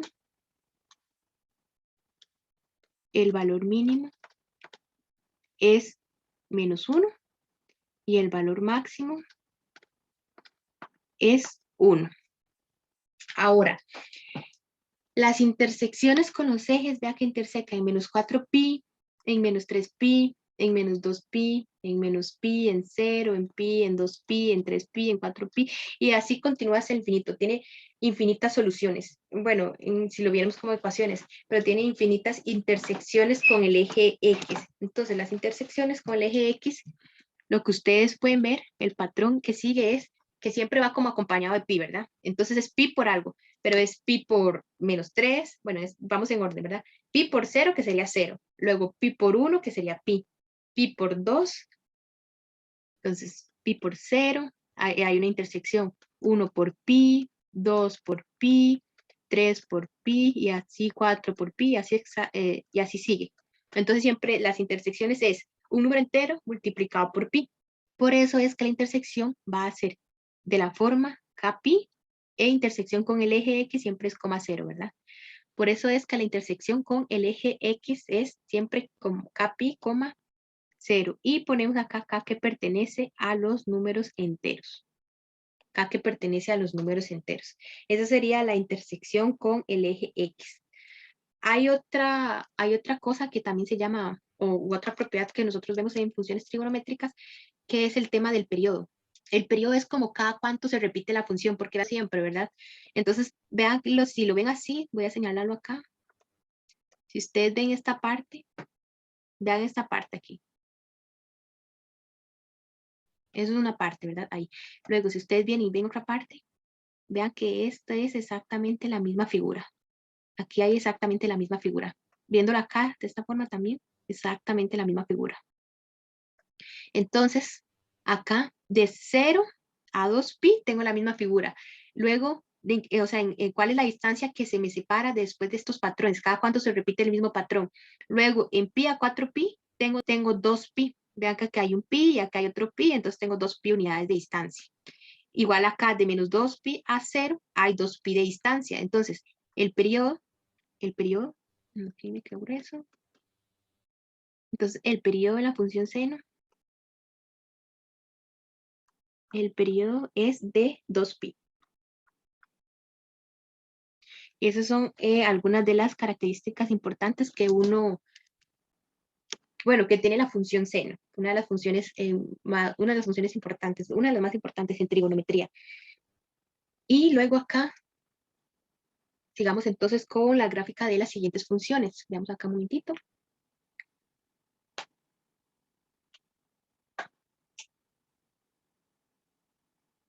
Ok.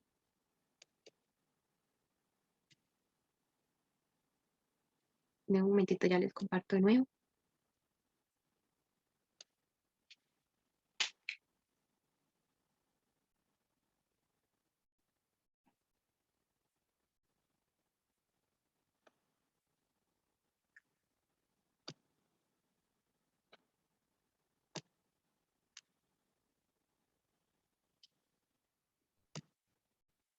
Entonces, para ver acá, ya les comparto de nuevo. Para ver si se cargó esto, si lo guardé.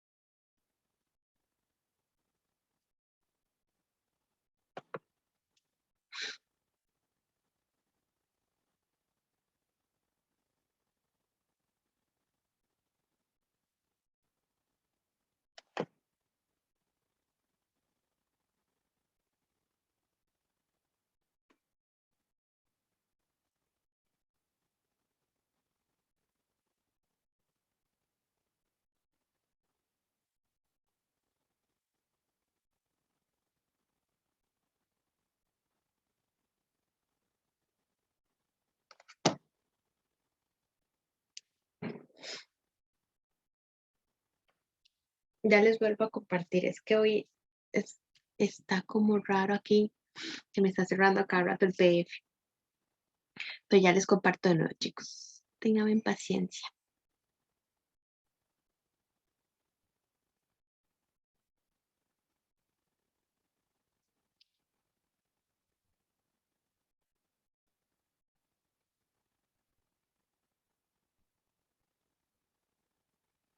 Ok, y ahora sí, ya les comparto. Bueno, ya estudiamos lo que es la función seno. Ahora vamos a estudiar lo que es la función coseno. Entonces, igual acá. Ok, entonces, bueno, igual acá vamos a estudiar lo mismo, lo que es el dominio. El dominio de la función, que en este caso serían todos los números reales, ¿verdad? O lo que es lo mismo desde menos infinito a más infinito. El ámbito de la función, vean que también va desde menos 1 a 1, entonces menos 1 cerrado, ¿verdad? Porque ahí no tengo problemas, no tengo asíntotas, no tengo no tengo puntitos blancos ahí que me indiquen que eso no se toma. Tengo eso. Luego tengo, para ver qué más, bueno, la intersección con el eje Y. Intersección con el eje Y es este punto. Entonces el punto en X pongo 0 y en Y el punto que interseca en Y. Y bueno, otra cosa, otra cualidad que tiene acá, otra característica de la función coseno es que esta sí es par. Y bueno, lo que es función par significa que f de x es igual a f de menos x. Entonces, por ejemplo, aquí coseno de pi va a ser igual a coseno de menos pi, en ese caso. Coseno de 2pi va a ser igual a coseno de menos 2pi. Entonces, eso es lo que le indica eso. ¿Qué más? Vamos a ver. Bueno, el periodo de la función coseno, vean que aquí entonces la figura que se va a repetir sería esta. Entonces acá para que vean el patrón que sigue o el patrón que se va a ir repitiendo, vean este patrón, veanlo acá, ¿verdad? Ahora ese mismo patrón, veanlo donde otra vez se vuelve a repetir, empieza en 2pi y termina en 4pi, empieza en 0 y termina en 2pi. Me dice cuál es el periodo de la función coseno. Viéndolo así, el periodo ¿cuál sería?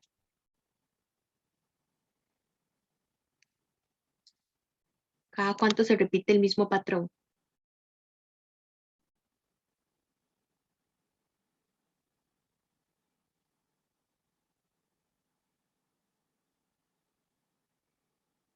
Dos pi, profe. Muy bien, 2pi. Cada 2pi hay periodo.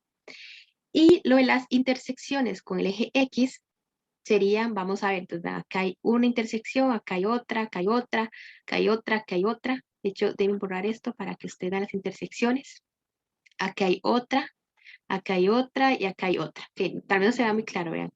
Entonces, de 0 a pi, como a la mitad, hay una. Entonces, en pi medios es. Entonces, déjenme esto para escribirlo con negro. Entonces, aquí en pi medios hay una. En pi medios hay una. Luego, en pi, entre pi y 2pi sería 3pi medios. Aquí este número sería 3pi medios. Acá hay otra intersección que sería en este caso, yo creo que este es 5pi medios.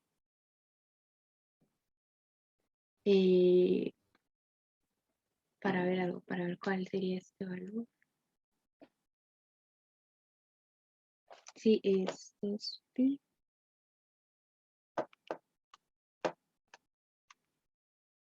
5pi medios, sí, es 5pi medios. 5pi medios. Y aquí sería 7pi medios y así. 7pi medios. Bueno, aquí tal vez el patrón no es tan evidente, pero el patrón acá es el siguiente. Vean que lo que pasa es esto. ¿Vean? El primero es pi medios, ¿verdad? Que sería, la primera intersección es 0 más pi medios. Que sería pi medios. La segunda intersección se obtiene haciendo 1 más pi medios. Porque 1 más pi medios, perdón, pi, aquí sería 0 por pi. 0 por pi, para que veamos el patrón. Entonces aquí sería 0 por pi, y aquí sería 1 por pi más pi medios, y entonces ustedes ponen pi más pi medios en la calculadora, eso le va a dar 3 pi medios. 3 pi medios. En la segunda intersección se obtiene haciendo 2pi más pi medios, porque 2pi más pi medios le tiene que dar eso, 5 pi medios. 5 pi medios. La tercera intersección, bueno, la cuarta intersección más bien es 3pi más pi medios, que entonces eso le va a dar la otra intersección, que sería 7pi medios. Y así sucesivamente. Entonces vea que siempre la intersección le va a estar sumando pi medios, y lo único que va a ir variando es que él siempre lo va a sumar primero por 0 pi medios, luego por 1 pi medios, luego por 2 pi medios, luego por 3 pi medios y así sucesivamente. Entonces la intersección con el eje X es pi medios más un número entero por pi, coma 0. Y donde k va a ser un número que pertenece a los números enteros. Entonces, así, esa es la forma en la que uno va obteniendo las intersecciones con el eje X. Y vean que no se escribe como, por ejemplo, la intersección con el eje Y, que es 0,1, así, porque son muchas intersecciones, en realidad son infinitas intersecciones.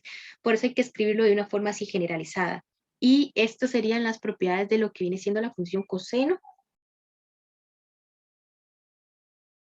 Estas son las propiedades de la función coseno. Ahora también la otra importante sería la función tangente. Aquí en la función tangente,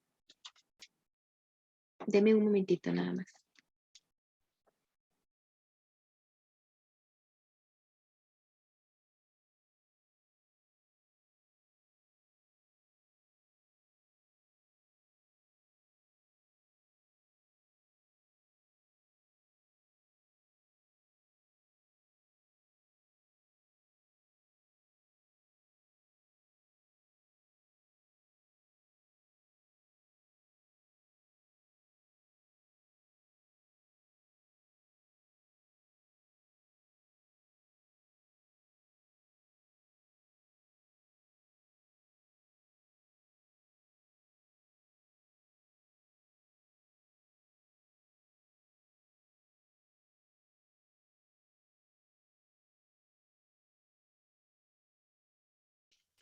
Perdón, entonces, lo que les estaba diciendo en la función tangente, aquí tiene algo particular esta función y es que tiene asíntotas, vean. Acá, en esta línea que está acá, hay una asíntota. Acá hay una asíntota, porque la función acá por arriba nunca la va a tocar y por acá. Luego hay otra asíntota. Hay otra asíntota por acá. Luego en esta otra hay otra asíntota en esta línea. Hay otra asíntota, luego aquí, luego por acá hay otra asíntota. Vieron, hay otras asíntotas. Entonces, esta tiene infinitas asíntotas en realidad. Esta función tiene infinitas asíntotas. Entonces, bueno, vamos a ver. Las propiedades sería el dominio de la función. No puede ser todos los números reales. ¿Por qué? Porque, por ejemplo, menos 3 pi medios, aquí hay un problema, hay una asíntota, entonces también se excluye el dominio. En pi medios también hay otra asíntota, entonces también se excluyen del dominio. Recuerden que siempre que tenemos asíntotas, entonces es cuando decimos hay que excluirlo del dominio. Entonces, van a ser todos los números reales, exceptuando aquellos que son de la forma menos 3 pi medios, menos pi medios, 3 pi medios, o sea. ¿Y cómo escribimos esos? Lo escribimos tal como lo escribimos acá, vean. Ya que aquí teníamos las intersecciones eran pi medios, 3 pi medios, 5 pi medios y así, etcétera. Y la forma de escribir esos números son pi medios más k por pi, con k que pertenece a los números enteros. Entonces son todos los números reales quitándole los números que son de esta forma, que se pueden obtener de la forma pi medios más k por pi, donde k es un número entero. Luego, el dominio, perdón, ese es el dominio. El ámbito de esta función, el ámbito de la función son todos los números reales. Ahora, el periodo, ahora vamos a ver lo que es el periodo, vean. Entonces, vea que aquí, eso es como el patrón que me sigue, ¿verdad? Denme para ver acá. Vean el patrón. El patrón, aquí tengo una forma, acá otra vez la figurita se me vuelve a repetir, otra vez acá la figurita se me vuelve a repetir y así sucesivamente, ¿verdad? La figurita ahí se me va repitiendo. Entonces, denme para borrar esto que está acá. Entonces, el periodo es cada cuánto se me repite la figurita, ¿verdad? Nada más déjame para regresar acá. Entonces, vea que por ejemplo, acá, desde 3 pi medios a pi medios tengo a la figura. Luego se me vuelve a repetir desde menos pi medios a pi medios. Y entonces lo que tengo que saber es cuánta distancia hay entre ellos. La distancia se saca así. La distancia es, para sacar el periodo, entonces uno saca la distancia que hay entre cada figurita. Con ubicarme en una figurita ya es suficiente.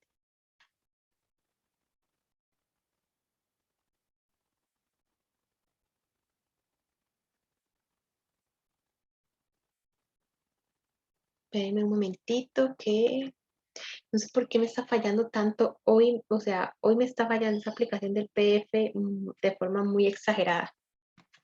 Présteme para ver.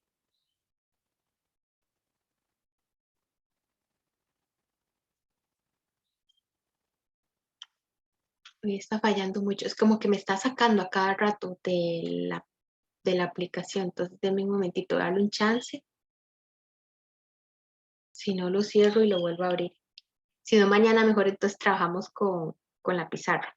Pero deme nada más aquí un chance.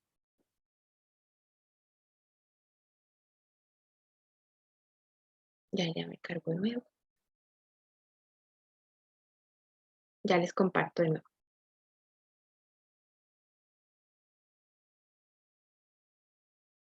Ok. Entonces vamos a ver cuánta distancia hay desde donde empieza una figura a donde termina. Entonces me fijo nada más en una de estas, de todas estas repeticiones, me voy a fijar en esta que estoy como pintando con blanco. Ahí. Entonces yo sé que empieza en pi medios. Entonces es el valor absoluto de pi medios menos, ¿y dónde termina? En pi, menos pi. Entonces eso es pi medios menos pi es menos pi medios. Empieza, no mentira, no termina en pi, vean. Termina en, ya les digo, vean que empieza en pi medios acá en la figura y termina en 3 pi medios acá, ¿verdad? Menos 3 pi medios.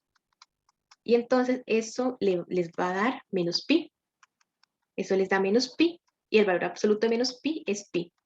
Y así es como se obtiene así es como una forma de obtener el periodo. Una forma de verlo así como gráficamente, ¿verdad? O si no, pueden agarrar ustedes identifican dónde se repite cada patrón. Entonces, por ejemplo, aquí yo me fijé solo en una de las repeticiones y yo vi que empieza en pi medios y 3 pi medios. Entonces saco la diferencia con valor absoluto. Y esto sería, el periodo entonces es cada pi. El periodo es cada pi. Vamos a ver qué hay. Intersección con el eje Y. Intersección con el eje Y es el punto 0,0. Vean que es este que está acá nada más. Y la intersección con el eje X interseca en menos pi, en menos 2pi, en 2pi. Entonces empieza ahí menos, las intersecciones serían como menos 1 por pi, menos 2 por pi, 0 por pi, 1 por pi, 2 por pi y así, etcétera, etcétera. Entonces, aquí serían de la forma un número entero multiplicado por pi y bueno, y el coma cero, ¿verdad? El coma cero que es parte de lo que es intersecar al eje X. Y entonces, y nada más aquí decir que K es un número que está en los números enteros. Y esas serían las intersecciones. Y bueno, esto también tiene paridad. Tiene paridad y esto sería una función impar. Es una característica de la función tangente. Es una función impar. Y esas serían las características de estas funciones, como de las funciones trigonométricas más usadas. Y en las funciones trigonométricas estudiamos, bueno, en este caso, las asíntotas, estudiamos paridad, estudiamos el dominio, o sea, dominio y ámbito solo estudiamos, ¿verdad? E intersecciones. Y particularmente, acá lo que estudiamos es también el periodo de la paridad y las asíntotas. Las asíntotas ahí. Ok, bueno, esto sería esta es la práctica, esta es una práctica que yo traje para que las viéramos y ya este es el tema mañana. Entonces vamos a hacer algo, vamos a ver esta práctica juntos, yo les voy preguntando para que me ayuden con esto. Y con esto terminaríamos lo que viene siendo la clase hoy y lo que viene siendo lo de funciones. Entonces vamos a ver, ¿quién me ayuda a decirme cuál es el dominio? El dominio de la función.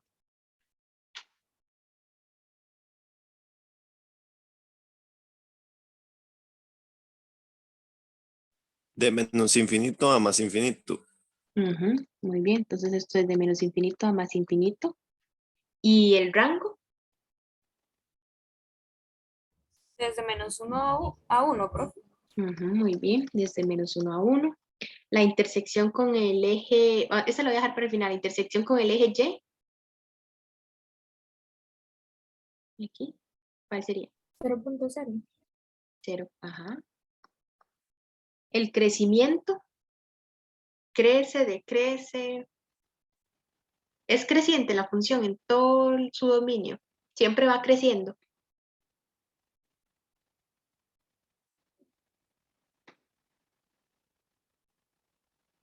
Pues no, porque crece y decrece. Exacto. Entonces, no es estrictamente creciente, pero me pueden decir un intervalo donde sea estrictamente creciente.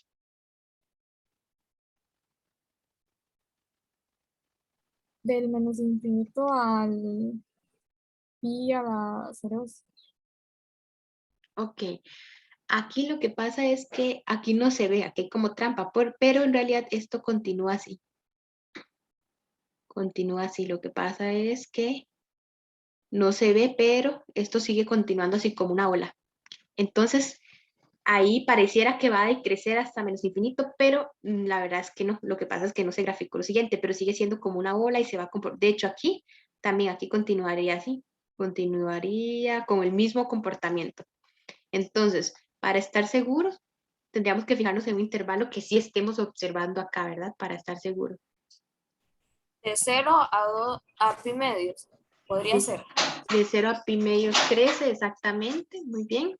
De hecho, también aquí en el chat dijeron de 3 pi medios a 5 pi medios, de 3 pi medios a 5 pi medios también crece. O sea, ambas respuestas están correctas. Voy a poner de 0 a pi medios. Voy a poner esto. Entonces sería de 0 a pi medios, ¿lo ven? Y ahora un intervalo donde decrezca. Decrezca. ¿Cómo se dice? Decrezca, es correcto, ¿verdad que sí? ¿O no? De pi a 3 pi sobre 2. De pi a 3 pi medios, exacto, muy bien. Entonces de pi a 3 pi medios, ahí decrece la función. Exacto, muy bien. Ahora nada más de... bueno, me faltó la intersección con el eje X. ¿Cuál es la intersección con...? Bueno, díganme una nada más. O si quieren me lo pueden decir de forma general.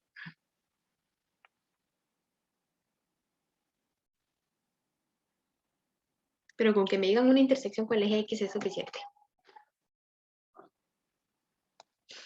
Sí, ahí el chat dice pi, 0. Ajá, es este punto, ¿verdad? Entonces, pi, 0. Ahí está. Bueno, muy bien. Ahora terminemos con... Ajá, pasemos a coseno. El dominio de coseno, ¿quién sería?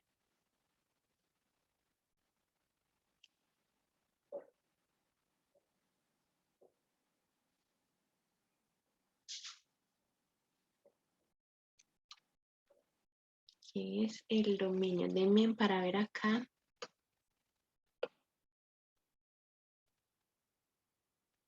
Bueno, vean, en esta voy a preguntarles hacia el azar, para que participen todos. Bueno, aunque no sé si ya me han participado. Ajá. Menos pi medio, 5 pi medio, dicen en el chat. Ok, vamos a ver qué opina Pablo Badilla. ¿Cuál sería el dominio? Ahí dijeron una respuesta en el chat. No sé qué dice.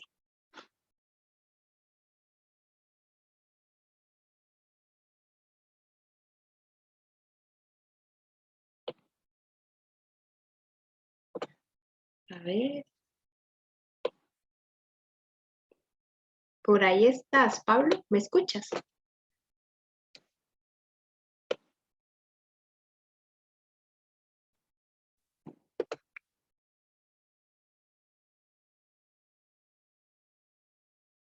Ok, dice algo con los cositos abiertos. Ok, vean. Aquí lo que pasa lo mismo que la vez pasada. Que esto no, bueno, de hecho no pone las flechas. Entonces, o sea, así como como le está diciendo, está correcto porque vean que las flechas no los ponen.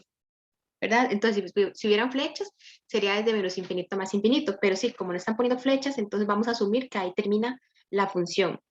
En este caso, yo creo que no dice nada, o sea, no hay como bolitas cerradas para indicar que está cerrado o que esté abierto, ¿verdad? O que no sé, entonces vamos a pensar que sí está cerrado, porque no indica si va abierto, si tomo los extremos o no, entonces vamos a tomar el dominio así, de menos pi medios a 5 pi medios, tomémoslo así el dominio.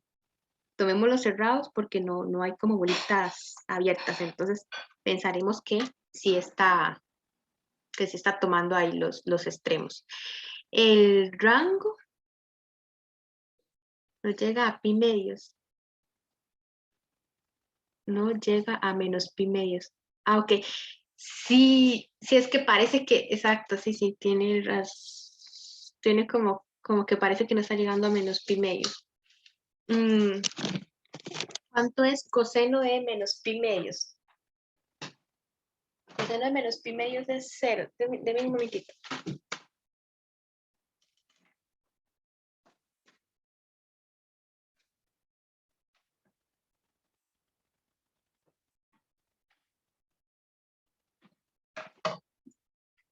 Ok, siga. Coseno de menos pi medios es 0. Entonces, sí, si llegara a pi medios, tiene razón, si llegara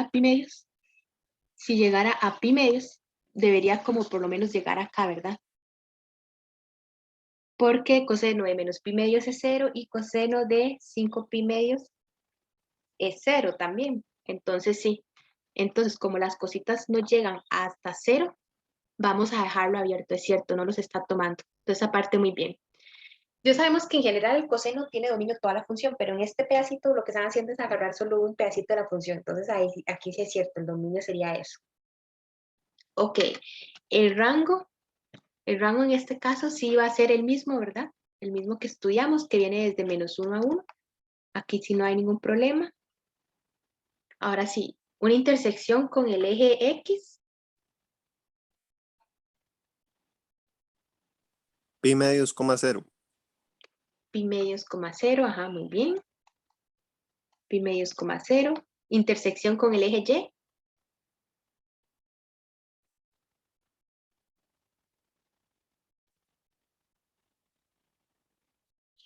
Intersección con el eje Y, este punto. ¿Cuál es este punto? 0,1. Ajá. Un intervalo donde crece la función.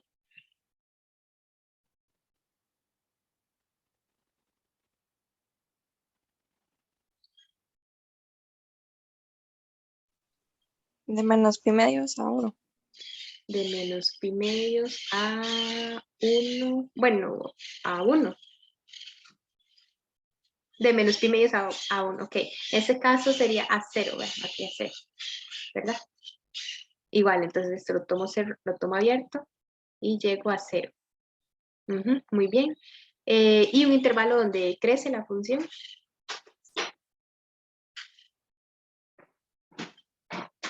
De 0 a pi. De 0 a pi, ¿verdad? Que sería este trayecto que está acá, exacto. Muy bien, ahí va creciendo, entonces aquí sí lo puedo tomar cerrado. Ok, muy bien. Y ahora sí, ya nada más para culminar, veamos este último ejemplo. Por ahí no sé si van a decir algo. Ok, yo continúo. Ok, aquí el dominio de la función.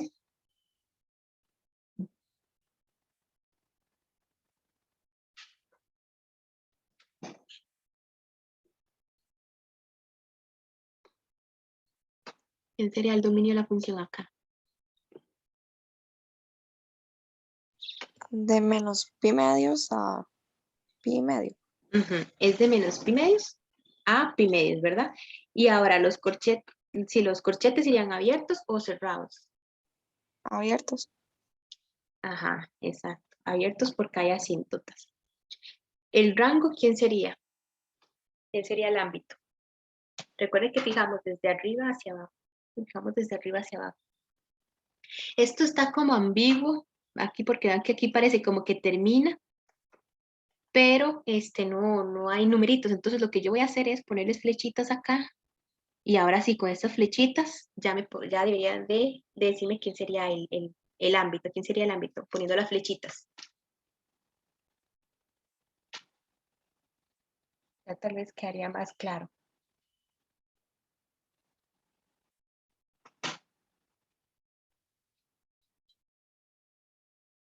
De menos infinito más infinito. Exacto. Es de menos infinito más infinito, entonces, o sea, son todos los números reales. Voy a ponerlo así para que también nos acostumbremos a esta representación. Ahora, intersección con el eje X.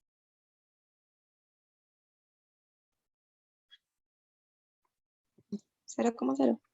Muy bien. Intersección con el eje Y.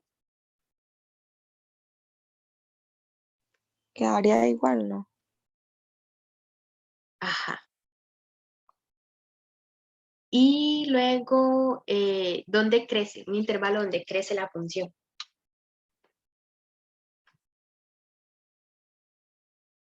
De 0 a pi medios. De 0 a pi medios crece, entonces vamos a poner acá, y pi medios abiertos, porque hay asíntota, para borrar ese pi medios que quedó horrible. Hay a pi medios abiertos que hay asíntota, y la función decrece en algún intervalo.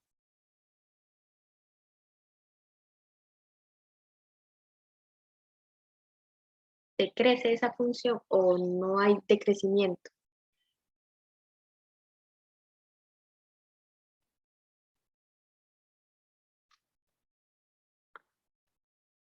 ¿Qué dicen ustedes?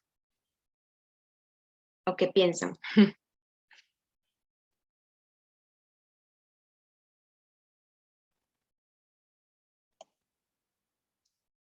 En realidad aquí vean que ustedes recuerden que el crecimiento es fijarnos de izquierda a derecha. Si usted fuera como una persona que va caminando acá de izquierda a derecha, solo le queda cuesta, solo le queda subir, subir, subir, subir, subir, subir. Entonces en este caso no hay decrecimiento. No hay decrecimiento, nada más ponemos así. La función no decrece. Y entonces con eso ya terminaríamos esta parte, y ya lo que viene siendo identidades trigonométricas sería el tema de mañana, y aquí ya terminaríamos hoy.